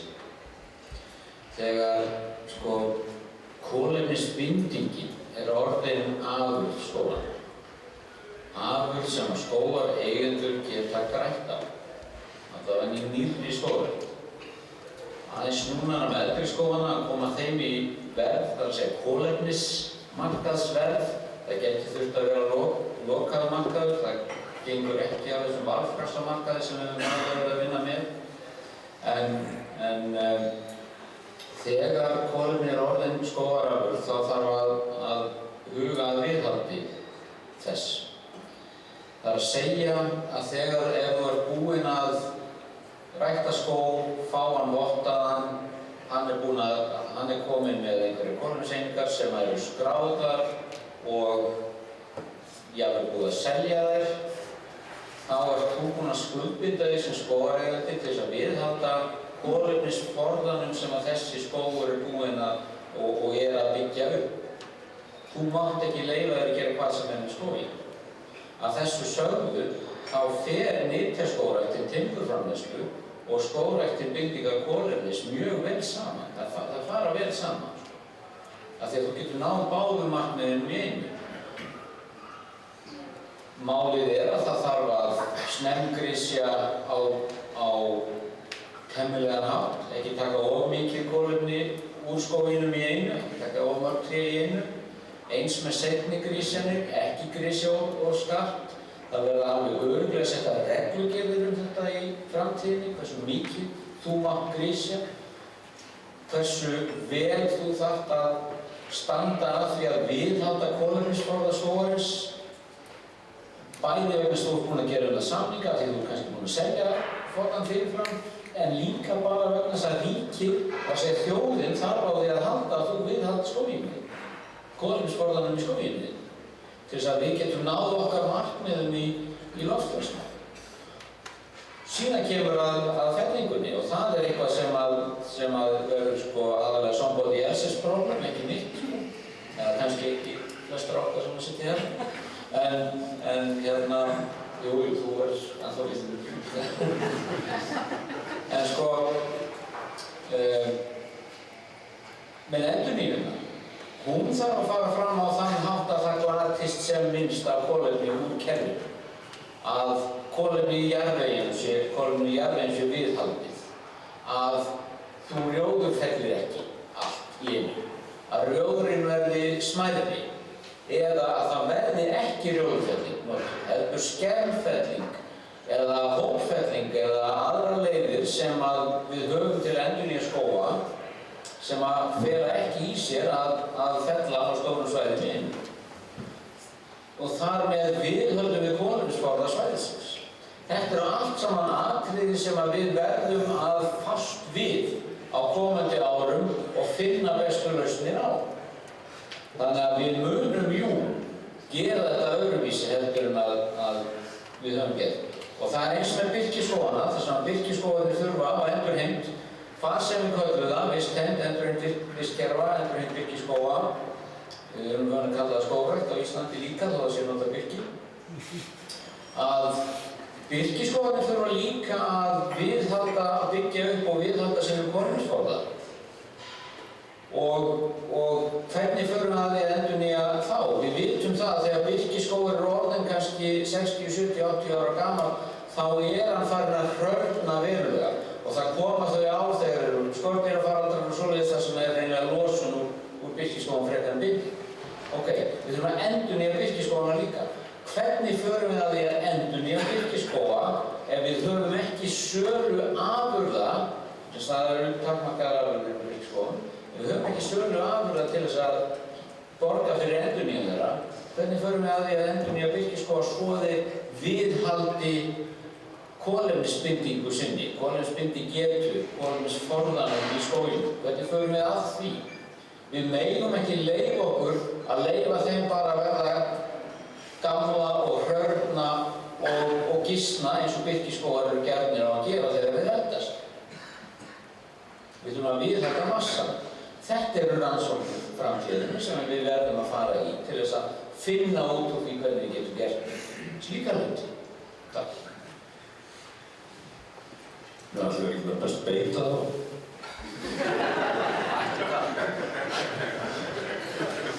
En þetta er okkur eins og Þorsteinn segir að mörgur eitthvað kannski ágætlega saman ef það er nýtja skógrækt og ef menn ætla að fara að selja okkar kolefnisbindingar þá kannski bara veitir það ennþá meira aðhald hvað það var ræktunum og menn gerir kannski hlutina bara ennþá betur og stundum þannig að það gæðin. Ég er svo sem ekkert ekki í þaula en mögulega getur það ekki þess. En ég held náttúrulega ef við tökum síðan þá eldri bílskóla þá höfum við svo gríðarlega tækifæri þar að ég bara það svona að auka tekjuna til að byrja með og við höfum ekki huga að þið veita það strax aftur og þá getum við bara að byrja á því en það er alveg þess verði og bara ekki gleyma því að birkiskógar binda ekki síst kolefni í jarðvegi þannig að það skiptir mjög miklu máli í þessu stóra samhengi. Get ég fengið svona kynningu yðar hóttig eins og Björn fær alltaf?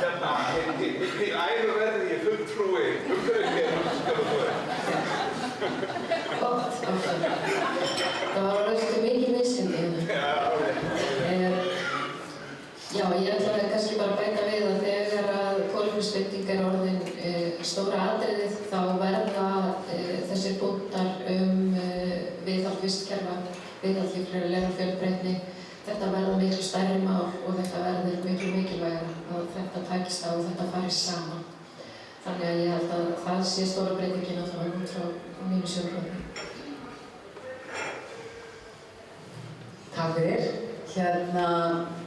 Þið kannski áttuð ykkur á því þegar að hlusta á okkur að það var ýmis góð dýnamík í verkefnastjórninni og Þröstur var svona jörðin okkar, halda okkur nýra jörðin. Ég vil oft fljúga hátt enda vil ég ekki heyra hlutirnir séu erfiðir og ógeðslega flóknir, það hefði til dæmis aldrei farið í það eina spörn eða neitt sko.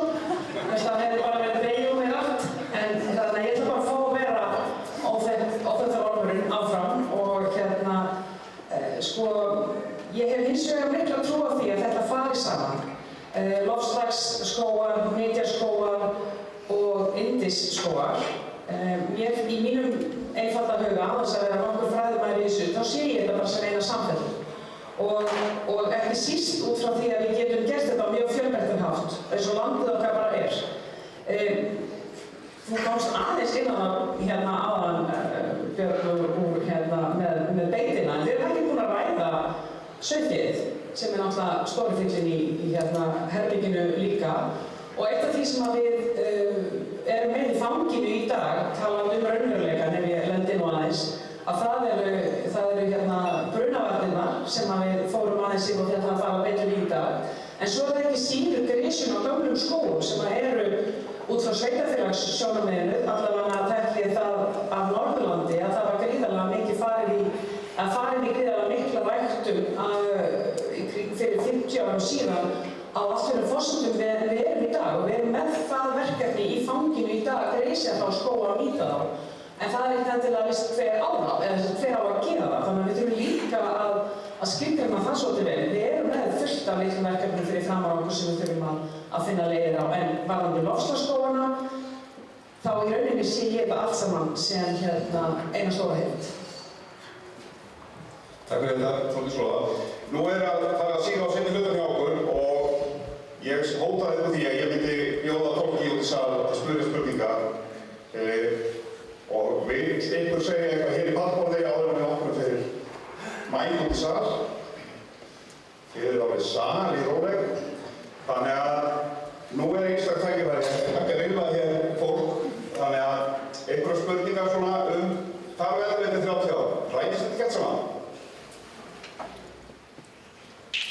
Já,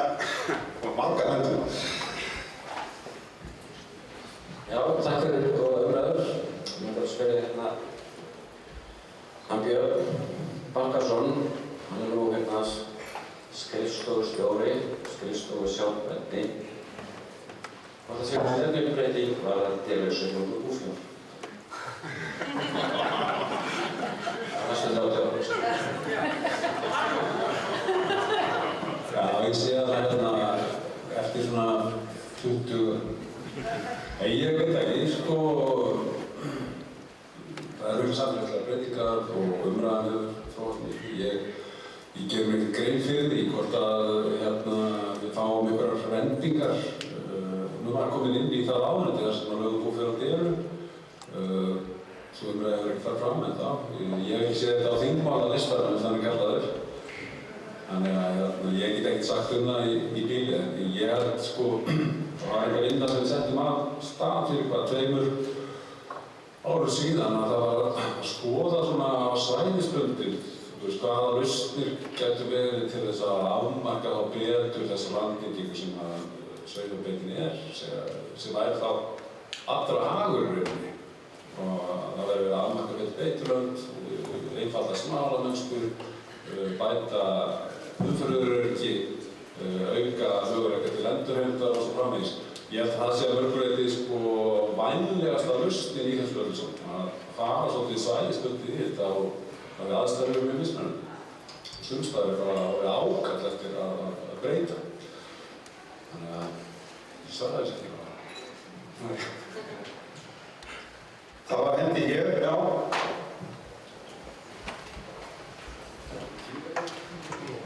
Já, ég heiti Þórólfur Halldórsson. Ég vil við það að liggja milli þúfna og horfa á þeirra vaxa. En ég langar aðeins að varpa á einni spurningu sem lítur að því hvernig fjármagni ráðstafað sem hið opinbera ákveður að leggja til. Og vekja athygli á því að aðstæður eru mjög mismunandi eftir því hvar á landinu við erum stödd. Við erum annars vegar með sveitarfélög sem eru hringinn í kringum Norður- og Suðurland sem eru með stóra afrétti sem eru afgiftir. Við erum hins vegar með smærri sveitarfélög og eins og í Dalasýslu þar sem ég er skógarbóndi og vestur á Fjörðum þar sem ég hef verið dálítið. Og ég velti fyrir mér hvort að það hafi einhvern tímann farið fram skoðun á því hvort að það gæti verið betra að í þeim landshlutum þar sem ekki eru afréttir, þar sem eru bara einkalönd, hvort að það gæti verið hyggilegt að styrkja sauðfjárbændur þar sem ekki eru afréttir til þess að girða skepnurnar sínar af á þeirri jörðu sem þær eiga heima.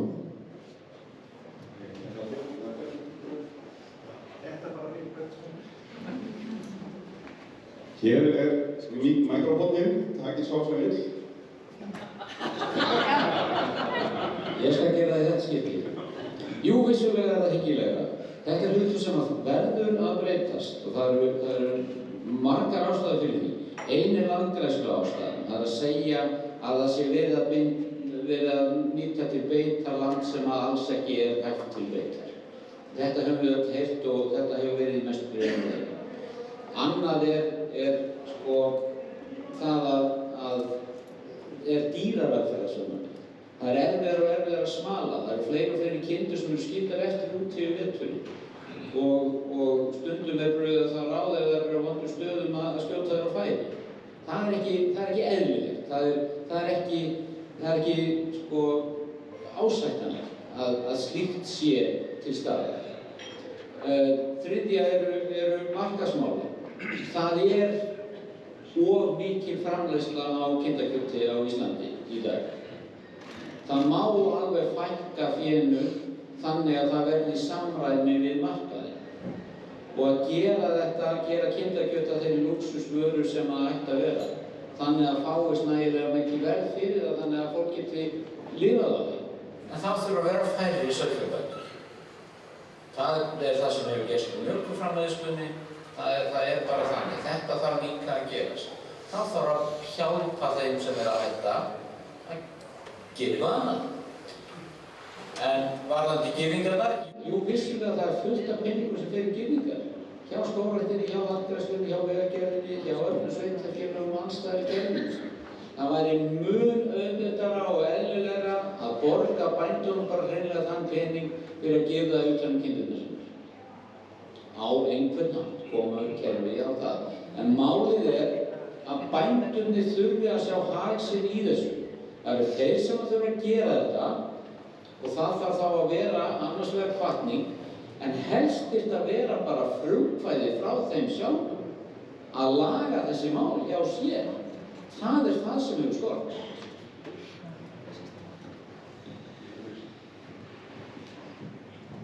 Já, kannski tvö atriði, þið þekkið þetta kannski öll, en kannski er einhver einn sem að þekkir þetta ekki, að ef þú átt land og þú vilt gera eitthvað annað en að hafa sauðfé á því, þá þarfst þú sjálfur að gera það. Þú þarfst að láta þinglýsa friðlýsinguna á landinu, þessi friður fyrir beit, og það þarf að birta það í lögbirtingarblaðinu og það þarf að gera þetta á hverju einasta ári. Það er ekki nóg að þú takir ákvörðun og girðir landið. Þetta er algjörlega glatað. Og þetta getur ekki verið í samræmi við stjórnarskrá. En lögin okkar eru svona. Og varðandi það sem að Þröstur kom inn á, þá þurfum að vera hvatar til að stunda sjálfbæra landnýtingu. Við höfum kerfi sem er gæðastýrandi sauðfjárrækt. Það virkar þannig að allir bændur fá úthlutað fyrir landnýtingarþáttinn í gæðastýringarkerfinu, sem að þýðir að hann er ekki hvati á neitt hátt, hann er bara auka viðbót. Þannig að þetta kerfi hjá okkur það virkar bara alls ekki og þetta er mjög stórt mál. Þetta er umræða sem að náttúrulega við tökum oft inn á þessa geira. Nú erum við ekki á þessu fundi í samráði við sauðfjárbændur og landbúnaðinn og við gerðum það fyrir nokkrum árum. Það var mjög skemmtilegt samtal og mjög fljótt þegar að fundurinn var á Hofi. En auðvitað þurfum að taka þessa umræðu svona allaveg með þeim sem málið varðar og þetta er alltaf umræða og hefur alltaf og mun verða áfram, en við þurfum, bara því undir sem Þröstur segir, það er þeir sem eiga landið sem að þurfa að vera með og leiða þær breytingar sem þarf að gera. Einhverjar spurningar að lokum? Er það svona hóværi? Nei, takk að þið. Já, Arnar Reykjavík er skólaskóli. Hvað segir þið? Ég var að kynna mig. Ég heiti Arnar Snorrason, ég er skógfræðingur og hef svo skoðað ýmsa skóga á Íslandi. Mér varst bara, þetta er búið að vera mjög ánægjuleg umræða finnst mér og mér varst mjög gaman að heyra innlegg Auðar inn í þessu umræðu og ég bara spyr ykkur þar sem þið sitjið við þetta borð og ég er komið tími til að tala saman og komast að einhverju vitrænni niðurstöðu. Þið vitum hvað ég er að tala það ekki?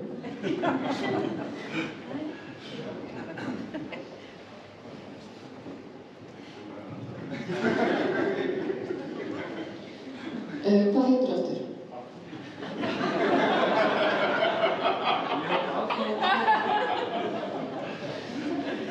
Nei, tjók, ég veit ekki hvað heitir. Jú, það er Stuttasveit. Ég veit alveg hvað allir að tala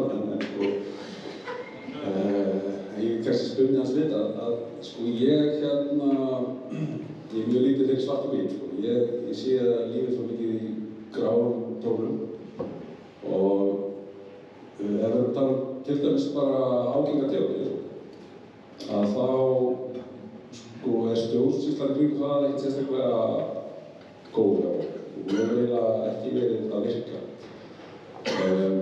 Ég hins vegar held að sé allt í lagi fyrir okkur að við þurfum ekki að setja tegundir í svart eða hvítt.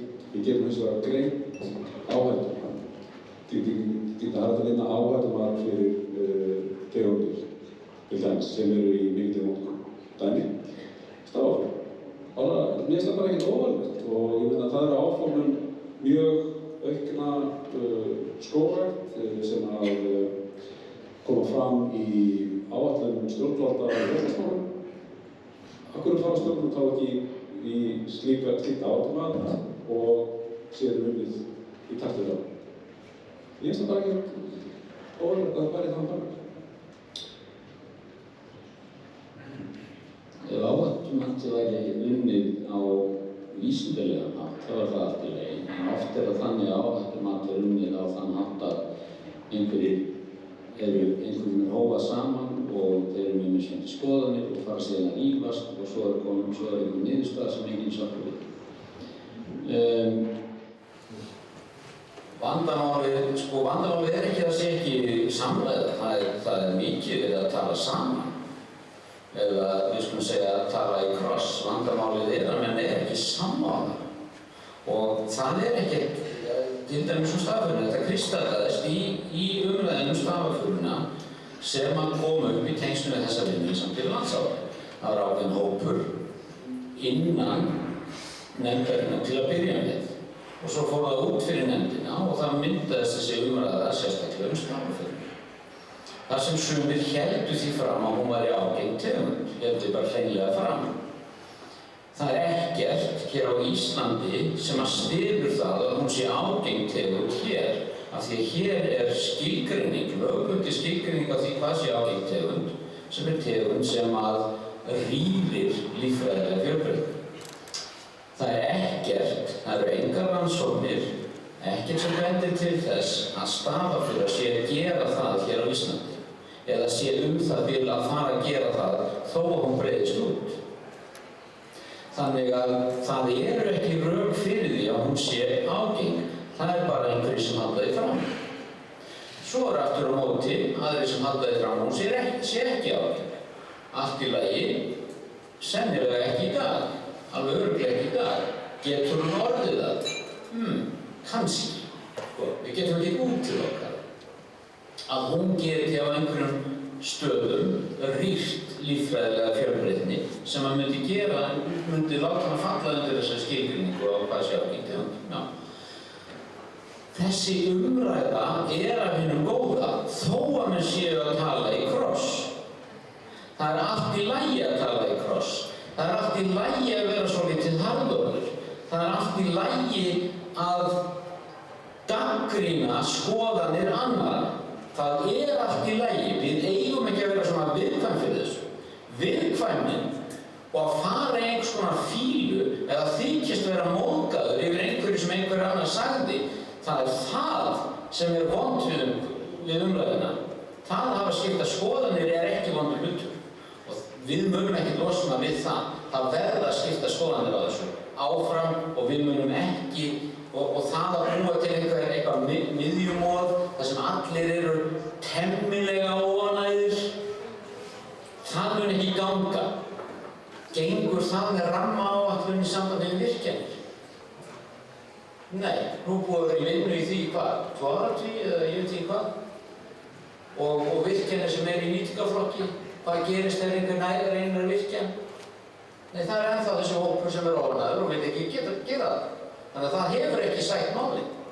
Ég sé ekki að það sé neitt tilgangur með að reyna að finna niðurstöðu sem allir eru sáttir við. Ekki bara vegna það er ekki hægt, heldur reyna þess að það er bara vinna sem skilar engu. Umræðan er fín. Ég vil halda henni áfram og ég vil halda áfram að rífast þetta. Heiði, þetta tókst. Það var 4 víkjarbóðir. En því miður, það tókst á síðustu sekúndunni.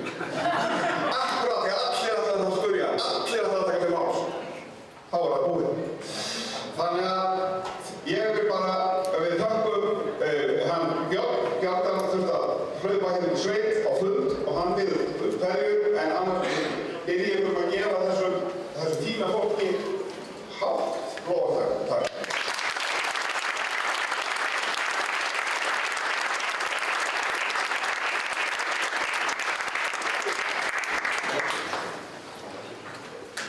Já, við getum öll verið saman það að okkur bópa. Maturinn er eitthvað niðri. Það er vatn í boði, vinnufarið. Þeir sem vilja eitthvað annar að drekka, þeir farið bara á barinn. Hann er nokkuð augljótur.